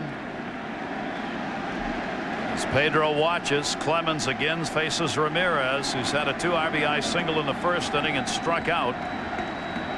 2 on, 1 down. Outside, ball 1. What was that, a 14-minute delay? 15. 15-minute.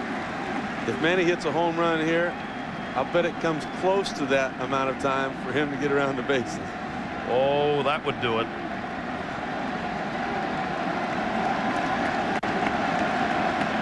Ramirez, a 170 hitter off Clemens, but does have 3 home runs. Does have that 1st inning single today. 4-2 Yankees. Outside, ball 2. Damon started the inning with a single, looped over short. Walker walked on 4 straight. They are the base runners. Garciaparra was struck out. Kind of getting lost in all of the emotion. Ron Jackson talking about the adjustment Manny made before Game 5 with his swing.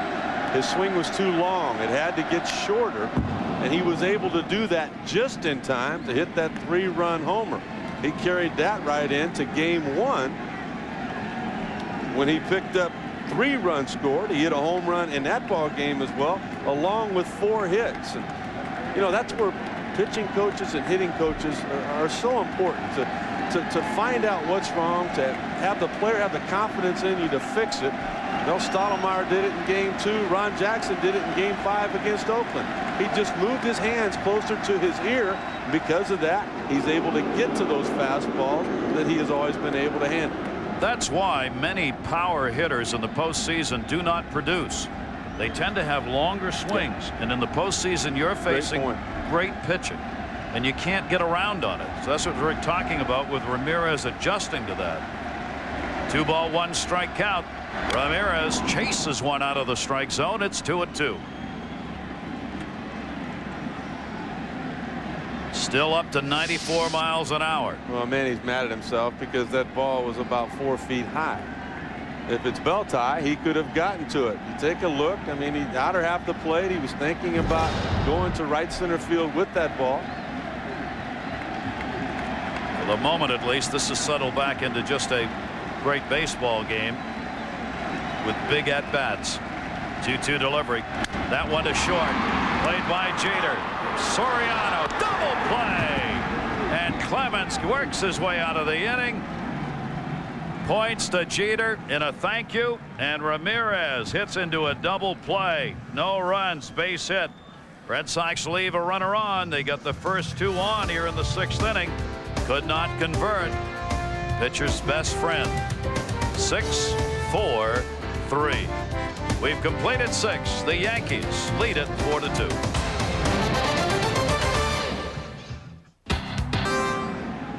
Garcia leading it off. Garcia for the Yankees. The last man to reach base against Pedro Martinez. Talk about settling down after that eruption after Garcia was hit by a pitch. Martinez was able to come back and get everybody else out. Kevin Millar. Pedro made sure he got over there. How about that? I was wondering what was going to happen if Millar would have flipped the ball to Pedro and he would have put his foot on the bag. I wonder how close Karim Garcia would have gotten to him. And look how close Garcia came to Pedro Martinez as he went back to the mound. I mean, none of that's accidental. Watch it. Look at him. There it is. He pulls up just in time. I don't know if anything would have happened or not. But look, he's staring at him. And then Garcia makes sure he runs right next to him when he goes back to the dugout. Pedro's not afraid now. Let's not kid her. No. 5'10", 180. I don't think he knows that. Soriano fouls that pitch off. Soriano's fly out hit into a double play. He is now 4 for 33 in his career off Pedro Martinez. Little souvenir there. See, watch Garcia. He comes right. I'm going to run right over here. Not going to look at him. Pedro won't look at him. Taken up high. You know, it's not that I disagree with what Pedro did. The fact that they were getting hits off of him. 3 guys in a row had reached base. You need to move somebody from time to time, but you don't move them around their head. That's an absolute no-no. Yep. And he's really the only one that knows if it got away from him, if he meant it to be in that location or not. But when you throw that hard and you know you're coming in well off the plate, you've got to make sure that it doesn't get away from him. Garcia watching intently, and he's watching Pedro Martinez. 1 ball, 2 strike count. Soriano's way up there in the batter's box. Kind of surprised he's that far up against Martinez. Trying to get away from chasing that breaking ball. Trying to get something that he can reach.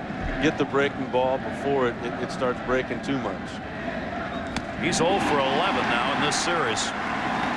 He's down 3 times in this game. That's a 6th strikeout for Martinez. Rick, let's take a look at the Yankee box score so far in today's game. All about getting that leadoff guy on. Derek Jeter just having an MVP type series again. He's been there, done that. Couple of hits, and you see the production from the bottom of the order.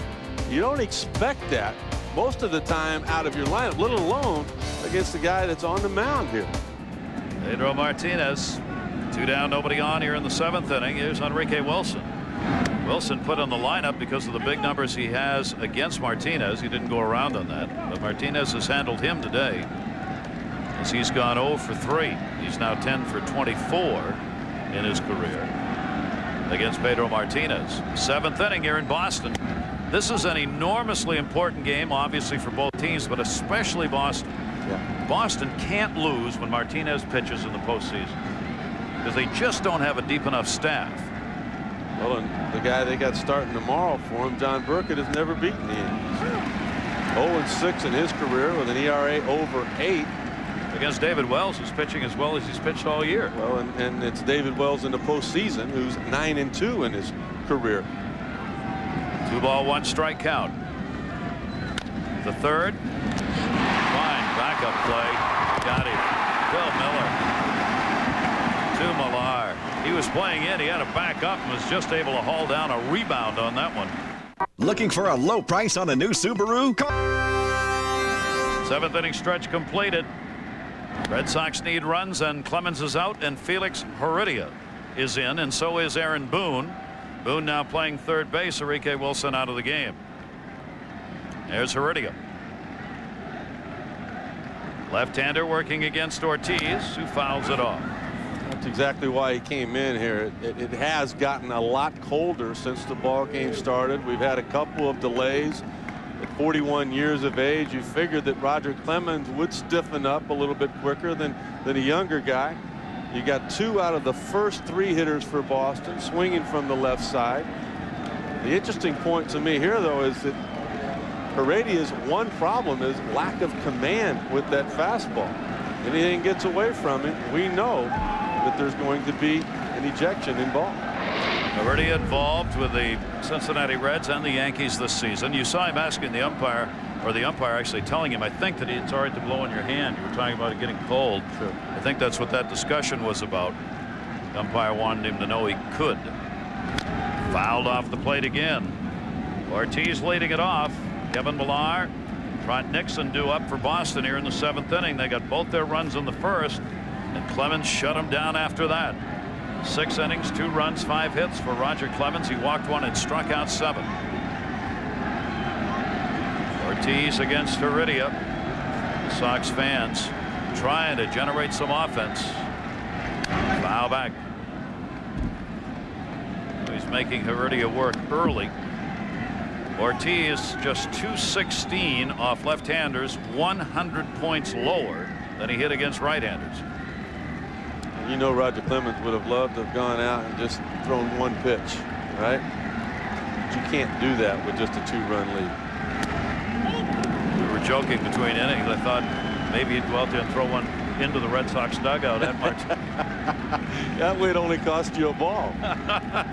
But it would also cost the Yankees their manager, because Joe Torre would be sent out just like Roger would have. Ortiz, tough at bat right here. He's worked the count for 3 and 2. Did not go around on it. Angel Hernandez, third base umpire, signaling. 9-pitch at bat in the first inning for Ortiz. He's got it going here, trying to get that potential tying run to the plate. This will be the 7th of this at bat, and he got a walk. There you go, Rick, what you were talking about. Well, you know, I can't fault him for that. That was just a tremendous AB on the part of David Ortiz. And in fact, because of that lack of command, Joe Torre is going to go with what up to this point in this American League Championship Series has been a sure thing, Jose Contreras.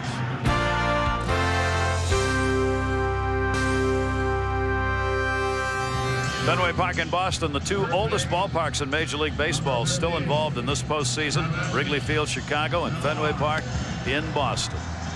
Contreras made his Major League debut on March the 31st at Toronto. He struck out 4 of the 5 batters that he retired in that ball game in relief of the starting pitcher here this afternoon, or what was this afternoon, Roger Clemens. Contreras, umpire reminding him about the warnings that have already been issued. If you hit anybody, you're gone.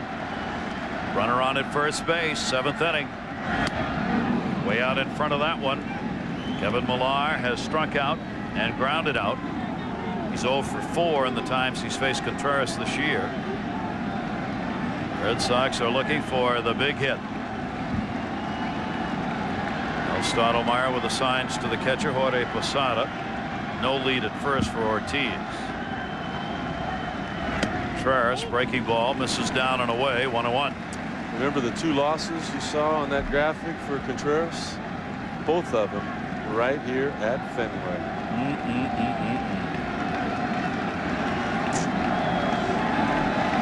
Time running out for Boston, down by 2 runs. 1-1 delivery. That one's a base hit into left center field. Ortiz will make a turn. He's going to go to third. Williams will throw to second to hold him to a single. First and third, nobody out.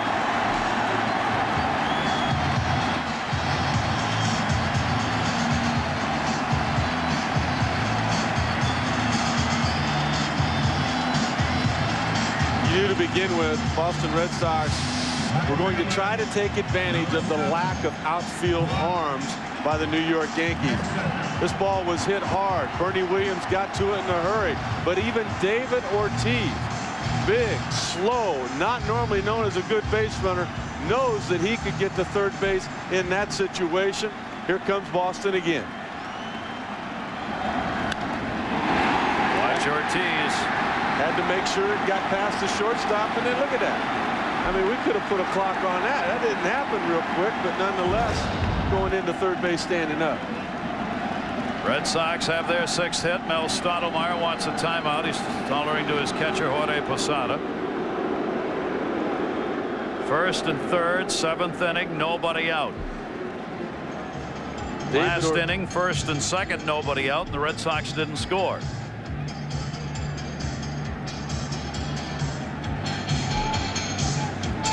everything changed in this inning because of David Ortiz. Joe Torre right now, people are wondering, why didn't you bring Contreras in to start the inning? Well, if Ortiz would have made it out, and Heredia made some great pitches to make that happen, Heredia would have continued to pitch to Millar, and then he would have faced the left-handed hitter at home plate right now. But everything that Joe Torre had hoped for has not happened. And you're now seeing the Achilles heel of both of these teams, middle relief. Both of these clubs suffer mightily. They're the arm strength, not good. Garcia only average, the others below. So any play at the plate on an outfield hit, it'll be tough for the Yankees. Trot Nixon has grounded out twice. He was going for a 3-run homer. He's had 3 hits and 8 at-bats so far in this series.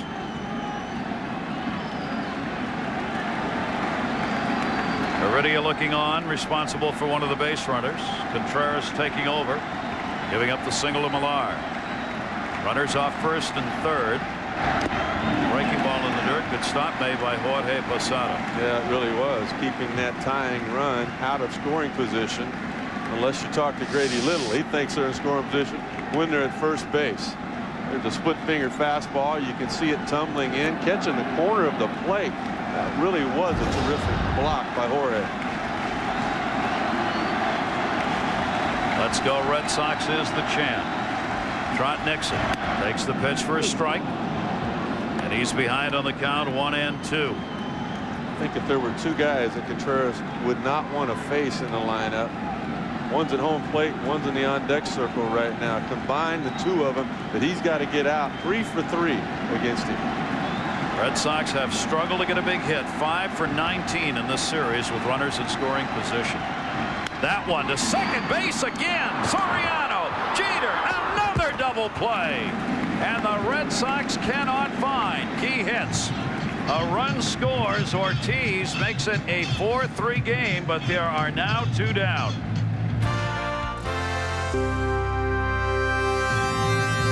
That has been the story of this series. Double plays, key moments. Yankee pitchers have got them, and the Sox can't find the hits. How big is it now that David Ortiz went from first to third? They would not have a run had he not been able to do that. You can blame the Red Sox for not getting hits, but I tell you what, we're seeing some terrific situational pitching by the New York Yankees, and in part the guy on the mound right now. Pitch is taken outside for a ball. He wants it.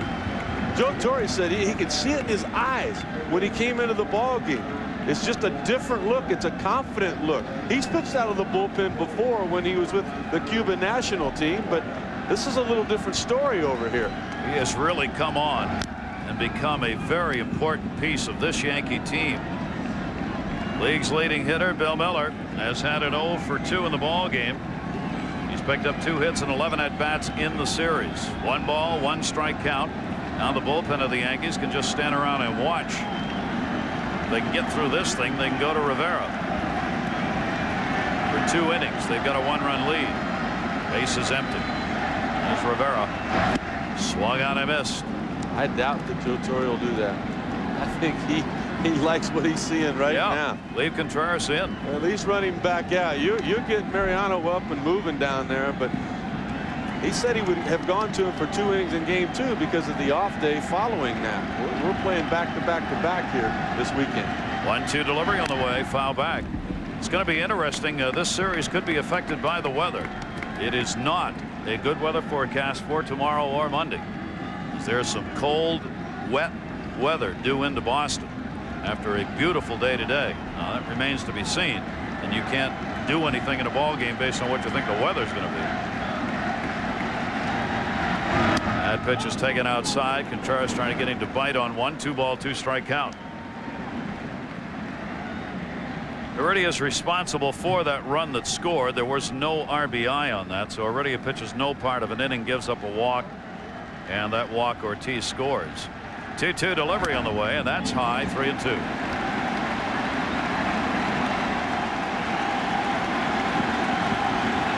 Varitek on deck.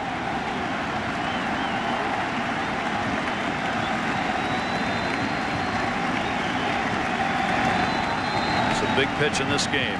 3-2 delivery. Walked it.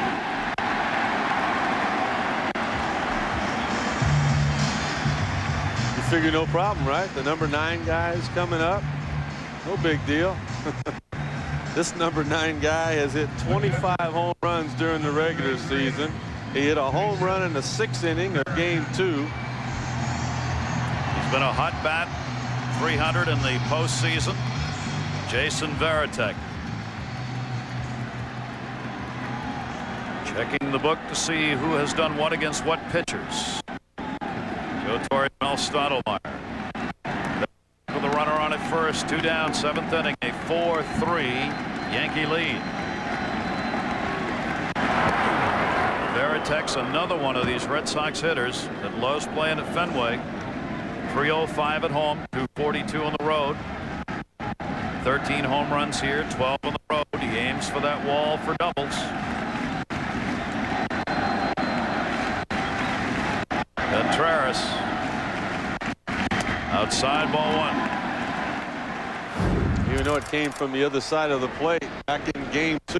Andy Pettit had settled in. Nobody was doing anything against him until all of a sudden Jason Varitek caught up with one. Put him right back in that ball game. That's what he's trying to do now. But Posada went out to talk to Contreras. He didn't like what he saw in that last delivery. Torre talking to Don Zimmer. He does that all the time, strategy-wise. His bench coach, Don Zimmer. 2-0 delivery. Ooh. How's that for a nasty pitch? No fastball there.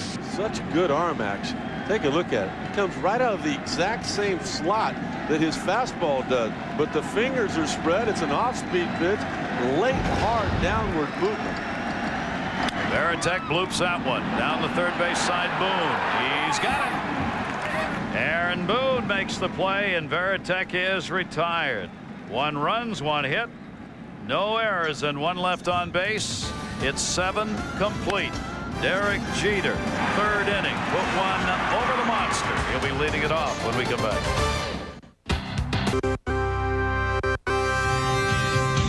Mike Timlin. Both starters are now out. As Martinez, 4 runs, 6 hits over 7 innings, walked 1, struck out 6.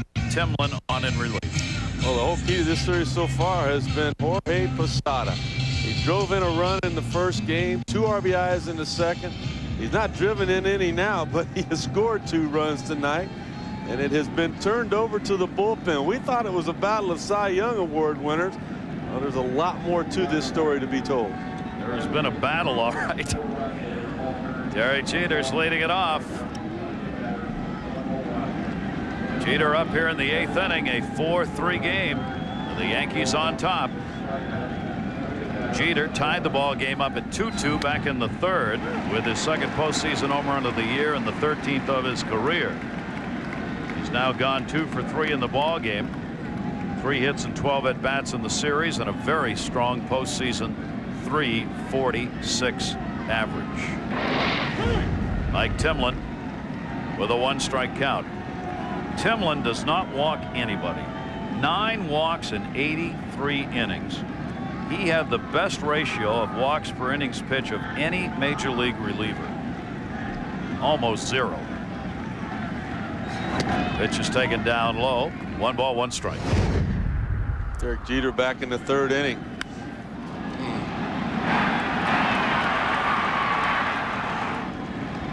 It's his time of the year. Think that was out? Mr. October. Gee, why don't you hit the ball hard? Jeter with a big swing on that one. Can't get to it. 1 ball, 2 strikes. It's like one of those home runs Mark McGwire hit several years ago in that home run derby contest. That just kept sailing off into the night. I just I'm amazed. Seems like every year by something new with Derek Jeter, but his toughness. I mean, he sets the tone for that whole team. 1 ball, 2 strike count on Jeter, leading off this 8th inning for the Yankees. 37-year-old Timlin gets the ground to the 3rd foul. Back on September the 7th, he was out with that rib cage strain, and they were real leery about that. Joe Torre did not want to play him. But after the Red Sox won the first 2 games of that series, the captain went into the skipper and said, I'm playing. And what happened? They responded with a 3-1 win. And that was the last regular season meeting between these 2 clubs. And that's the series Joe Torre said turned our team around. Swung on and missed. Timlin's now gone 5 2/3 innings postseason and hasn't given up anything. No runs, no hits, no walks. 1 down. Good check his hat again. Number 25. Well, that's why you check somebody's hat when you see him throw a fastball that moves as much as that one did. Derek Jeter doesn't swing and miss at many fastballs, particularly with 2 strikes on it. But There's Mariano Rivera getting ready in the bullpen. What Rick's talking about with Timlin is Joe Torre asked to have his hat looked at because he thought he saw something shiny underneath the bill of the cap. Thought there might be something on that cap that Timlin was using to load up the baseball. They didn't find anything, but Rick made an interesting point about that. When he was holding his cap, he had his thumb over the spot where the whatever it was might have been. and he never let go of it. Yeah. Torre had Tim McClellan check him. Big infield movement to the right side. They put that shift on Giambi, who's had an 0 for 3. He's 2 for 9 in the series. There's Tim McClellan. Been right in the middle of everything. Remember when he overruled what was called a foul ball to begin with? And now he's looking right over the shoulder of the guy he overruled, Angel Hernandez. That one to second. The shift is going to work here. Running throw made. They get the out. That was Garcia Parra, the shortstop, on the second base side of second. We're still got to score at 6-3 though. Terrific play by Nomar. This ball is hit hard. It's an in-between hop. There's no way you can charge it. No way you can back up on it. You just got to have the hand and the confidence to keep it in front of you. Then you got to go get it. Then you need to have a strong arm. You need to be able to throw off balance. That's all. Nomar Garcia Parra. Got him by a half step. Played real well defensively, but Nomar, man, I mean, that slump that he had in September continues through October. Martinez left having retired the last 11 batters that he faced. And now Timlin's retired the first 2 here in the 8th inning. Yankees have not had a base runner since Karim Garcia got hit by a pitch that sent both dugouts out there back in the 4th inning. Both pitchers settled down after that big blow up. Both Clemens and Pedro Martinez. As Garcia took that shot on the back that ended up with warnings being issued to both sides. Bernie Williams, couple of hits, 9 at bats in the series.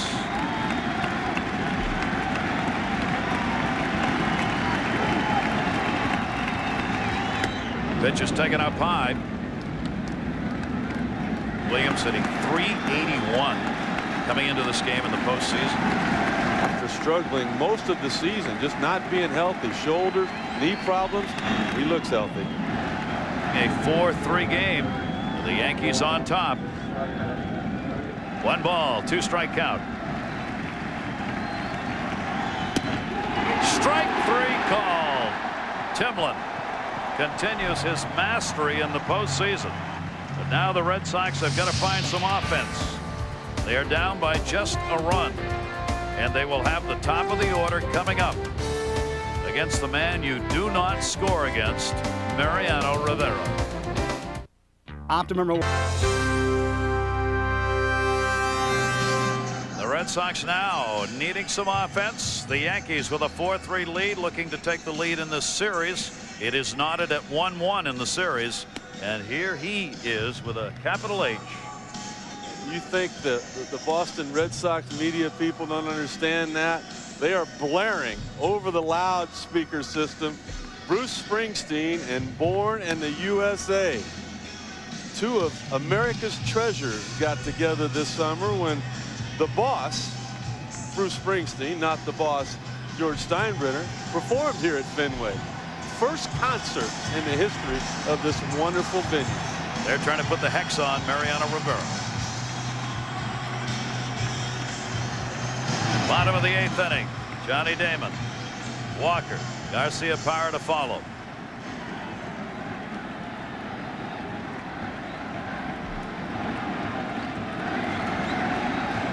Each team 6 hits, but the Yankees lead it by 1. 3 for 3 day, a run scored, 3 singles for Damon. Pitch is taken inside for a ball from Rivera, the all-time saves leader in postseason history.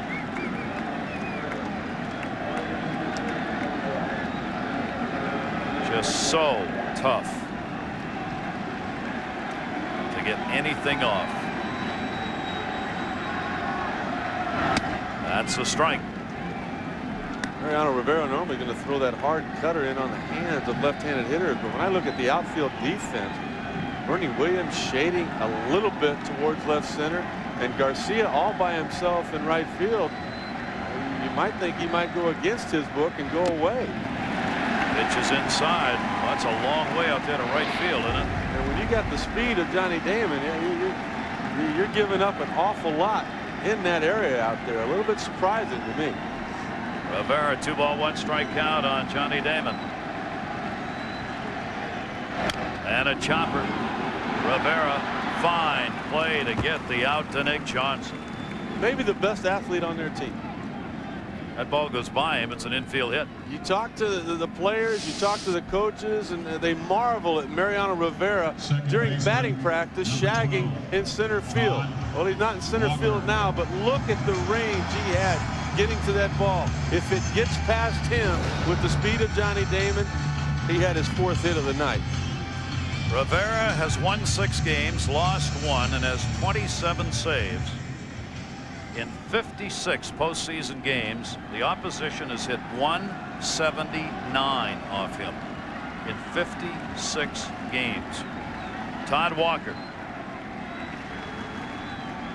He'll walk his last time up. He doubled and scored in the 1st inning on Ramirez, who picked up the single in the 1st and got a couple of RBIs. Red Sox other run came in the 7th without an RBI, scored on a ground ball, double play. Walker with 1 away, nobody on.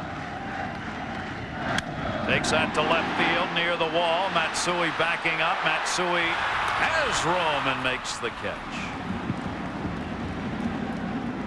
2 down.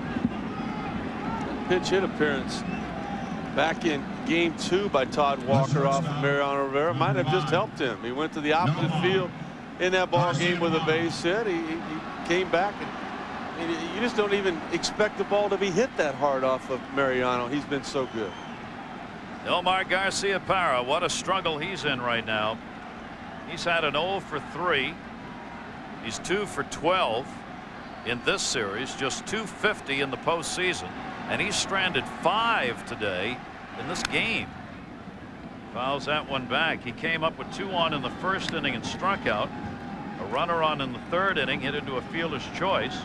Came up again in the 6th inning with 2 on and struck out again. And nobody out in that situation, and because he couldn't advance a runner, they didn't score. That's the difference as we stand. That one to short. Derek Jeter gobbles it up, and the tag put on for the out by Nick Johnson. So the Red Sox go quietly the top of the order here in the 8th inning. It only took 8 pitches from Mariano Rivera to set him down and protect the Yankee lead. Tomorrow. Prudential Building. How about that for a shot with that beautiful moon? Downtown Boston. The Pru is the tallest building in the city. We are in the 9th inning, a 1-run ball game. The winner of this game goes up 2-1 in the series. Alan Embry. The left-handers come on. Timlin worked the perfect inning, striking out 2. Just so many great stories when these two teams get together. You've got the Empire versus the Nation. You've got the Rocket versus Pedro. But I think the real compelling story tonight, and the difference in this game definitely, has been the shortstops that are so often compared. Jeter has stepped up, and Nomar has not been able to. Good play at first made by Millar. This game has had a little bit of everything in it, and some of it has been very ugly. Fourth inning, Pedro Martinez hit Karim Garcia.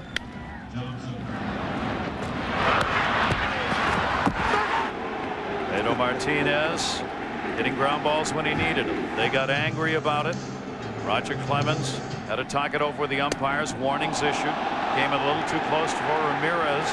That emptied the dugouts. Don Zimmer, who had been upset earlier in the game when after Martinez, ended up being kind of thrust aside by Pedro Martinez and hit the ground. And I mean, it got ferocious. Zimmer's okay, a little cut on the nose there, but he's been smiling ever since. There's Zimmer on the right. There's Martinez. Zim should have led with the right. I mean, did you see that? I mean, it's almost like Pedro had a scouting report on that left. You know, I just tip my hat to both managers for getting back to what we're here for. I mean, we can laugh about it, and for all of the little leaguers and high school baseball players out there, that doesn't belong in your game. No. That's a game. People are making a living up here, and from time to time you got to protect yourself. Pedro tried to protect himself. Whether Roger retaliated or not, only Roger knows right now. But it's part of the game here, not anywhere else. We'll see tomorrow whether or not warnings are issued before the games start. Interesting. George Steinbrenner earlier in the year when the Yankees weren't playing so well publicly went after all of his coaches, saying they weren't doing enough, that they weren't involved enough, weren't making right decisions. I wonder what he's going to say now. Is there any more they could have done than that? One of his coaches went after David Wells about a month ago, and that was his pitching coach, Mel Stottlemyre, saying he's not doing enough. He's not throwing enough on the side. He's not sharp. And I mean, you've got to be able to handle different people different ways. And Mel Stottlemyre got it done with Wells. He's on track. He handled Clemens tonight, and he took care of Pettit 2 days ago. Here's the 1-2 delivery on the way, and that one's behind second base at a base hit. So Nick Johnson's got his second hit of the day. He's 2 for 4, a 1-out single here in the 9th inning. The other thing we haven't talked about with the Yankees, who wouldn't know what to do if there wasn't controversy. Report today in a New York newspaper, Brian Cashman, GM, got into an argument in Game 2 in New York a couple of days ago with Steinbrenner about what was going on. Steinbrenner unhappy with the way the game was being played and what the players were doing, blah, blah, blah. And that Steinbrenner said to Cashman, the GM, I'm ripping up the option for 2 years from now on your contract. You want to go to the Mets and be their GM, go ahead. And then yesterday they came out and made an announcement saying, no, we're not going to give him permission to talk to the Mets. But they didn't say they were reinstituting the option year. I mean, this is like all he does is lose. All he does is lose. It's like it goes on endlessly with George Steinbrenner and everybody involved in the organization. And all that the Yankees have done since Cashman took over is win. And since Joe Torre took over, Steinbrenner apparently can't stand the fact Torre gets all the credit for the Yankee wins. So that's been a rolling war going on. And now here are the Yankees ahead again 4-3 in this game and a chance to go up 2-1 in the series. Hideki Matsui at the plate. He's had an RBI single, 1 for 3. I don't really think they need to issue warnings before the game tomorrow, though. Neither one of the starting pitchers really throw that hard. You wouldn't care if he got hit. Oh, yeah, thanks. Or get what? Get on base. Nomar's saying, hit me. Matsui takes the pitch inside. Obviously, in this game, any kind of run you can put on in the 9th inning in a 1-run ball game becomes really important. So right now the Yankee hitter's trying to bear down and move that runner along, who's at first base with 1 down, Nick Johnson. Matsui, a very patient hitter. Sierra waiting on deck. Be a pinch hitter for Garcia. Embry's pitch is foul back. Just bring in the left-handed reliever to get the left-handed hitter thing hadn't really worked out tonight. Heredia came in the bottom of the 7th to pitch to Ortiz. Walked him. He eventually scored. Now the first left-handed hitter that Embry has faced, Nick Johnson, got a base hit. First New York hit since the 4th. 15 had been retired before Nick Johnson got that single with 1 away here in the 9th inning. 1 ball, 2 strike count. Matsui to third. Miller. They get the double play. Miller to Walker to Millar. Embry gets it done. Points to his defenders saying that's what we needed. Now the bottom of the 9th inning with some big bats coming up for Boston. Ramirez, Ortiz, and Millar.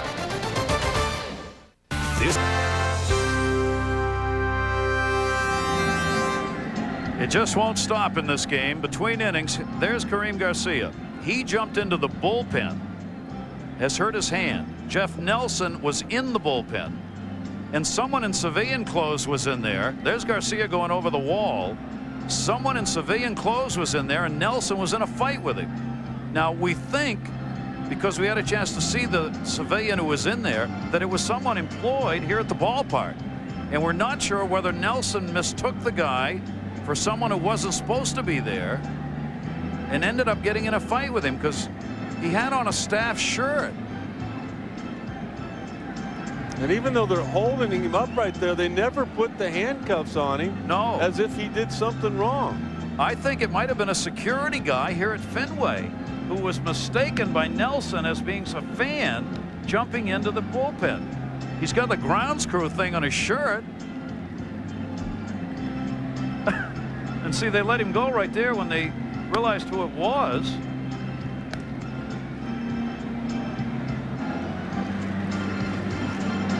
Hard to tell. I don't know. I wonder why is he in the bullpen? I mean, that's you usually have security people there and the New York Yankees pen. You don't have grounds crew people. They don't need to work on those mounds until the game's over with. So that went on between innings. Garcia, he's cut his hand. See blood on his pants there. He's got the cut on that little finger. It looks like around the knuckle. It's like the trainers are coming out to either cover where it's bleeding, or he was showing it to Tim McClellan like he might not be able to continue. And I think again, I think that came when he jumped over the wall there, that he scraped his hand on the wall. He threw a couple of punches. I don't know who he hit. He threw him into the pile. Major League Baseball security, the man who's got the sport jacket on in the blue. And Rivera's going to end up going into right field. Reporting for duty, sir. So Garcia had to come out of there. As far as baseball is concerned, that's considered a hostile environment here at Fenway. Bottom half of the 9th inning. Oh, here we go. Series tied at 1-1. You got your seatbelt on? There's been a lot going on here, and a lot more to come. 1918, the curse, of course, has been so much talked about here. Ladies and gentlemen. Rivera's been out there throwing while all this has been going on, because there's been a little delay here, obviously, getting the inning started. Ramirez, Ortiz, Kevin Millar are the do-ups. Left fielder, number 24. He can't even get on the ground crew if he's safe. There's saves, and then there's one-run saves where you pitch 2 innings, as Mariano Rivera is being asked to do tonight. 40 of 46 saves converted during the regular season, but 2 of those blown came against these Boston Red Sox. Rivera goes to work. Manny Ramirez stands in.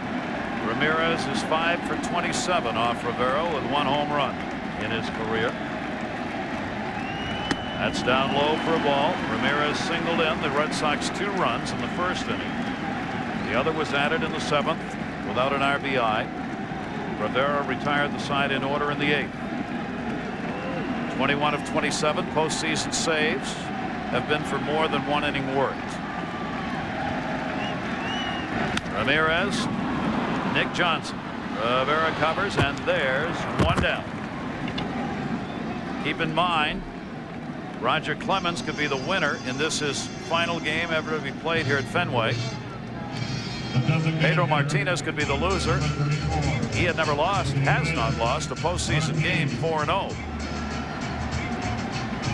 Contreras worked an inning, gave up a hit, 1 walk.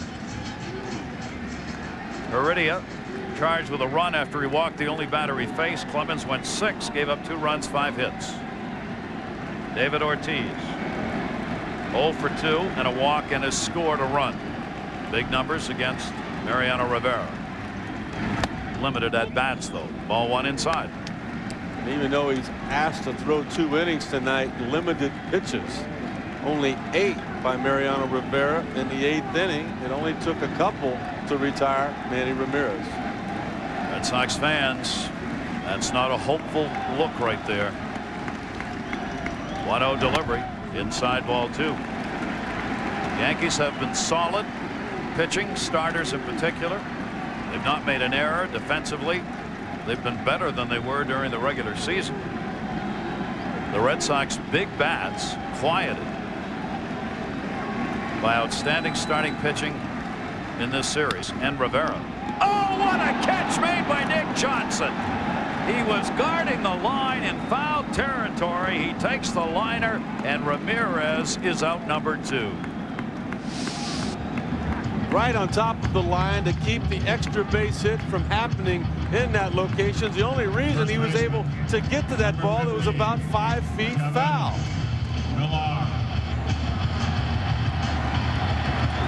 There's a big, we're talking about their defense. There's a big play.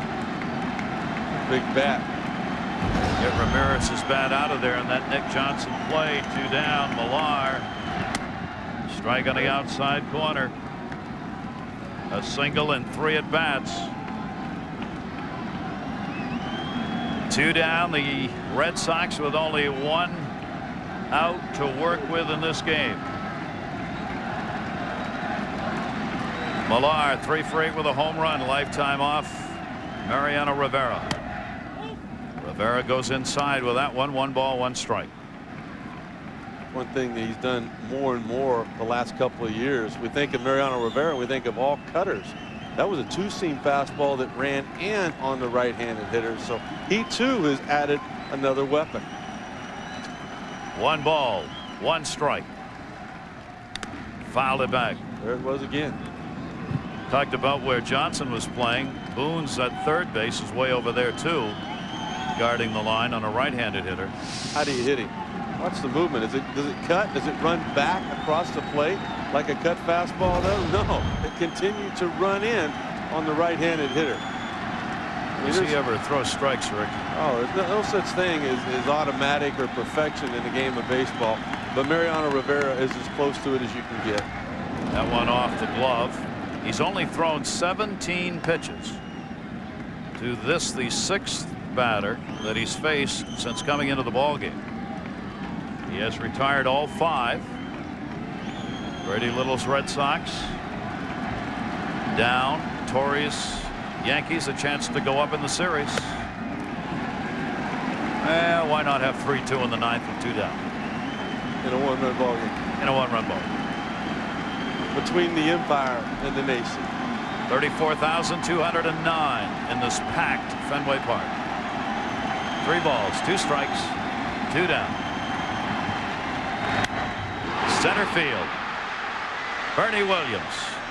And the Yankees have won the ball game 4-3. Rivera gets the save. Clemens the win. Retiring all 6 batters he faced. Mariano Rivera in an unbelievably storied Game 3 of this American League Championship Series. With the win, the Yankees regained home field advantage in the series, thanks to a great pitching performance by Roger Clemens and the Yankees bullpen. I'll be back with some closing thoughts in a moment. Yankees Classics on. The Yankees and Red Sox rivalry just seems to breed drama with every encounter. The 2003 ALCS would go into extra innings in the 7th game at Yankee Stadium before it was finally decided on a mythical 11th inning home run by Aaron Boone. But that's a story for another Yankees Classic. Thanks for joining us on Yankees Classics. I'm John Sterling.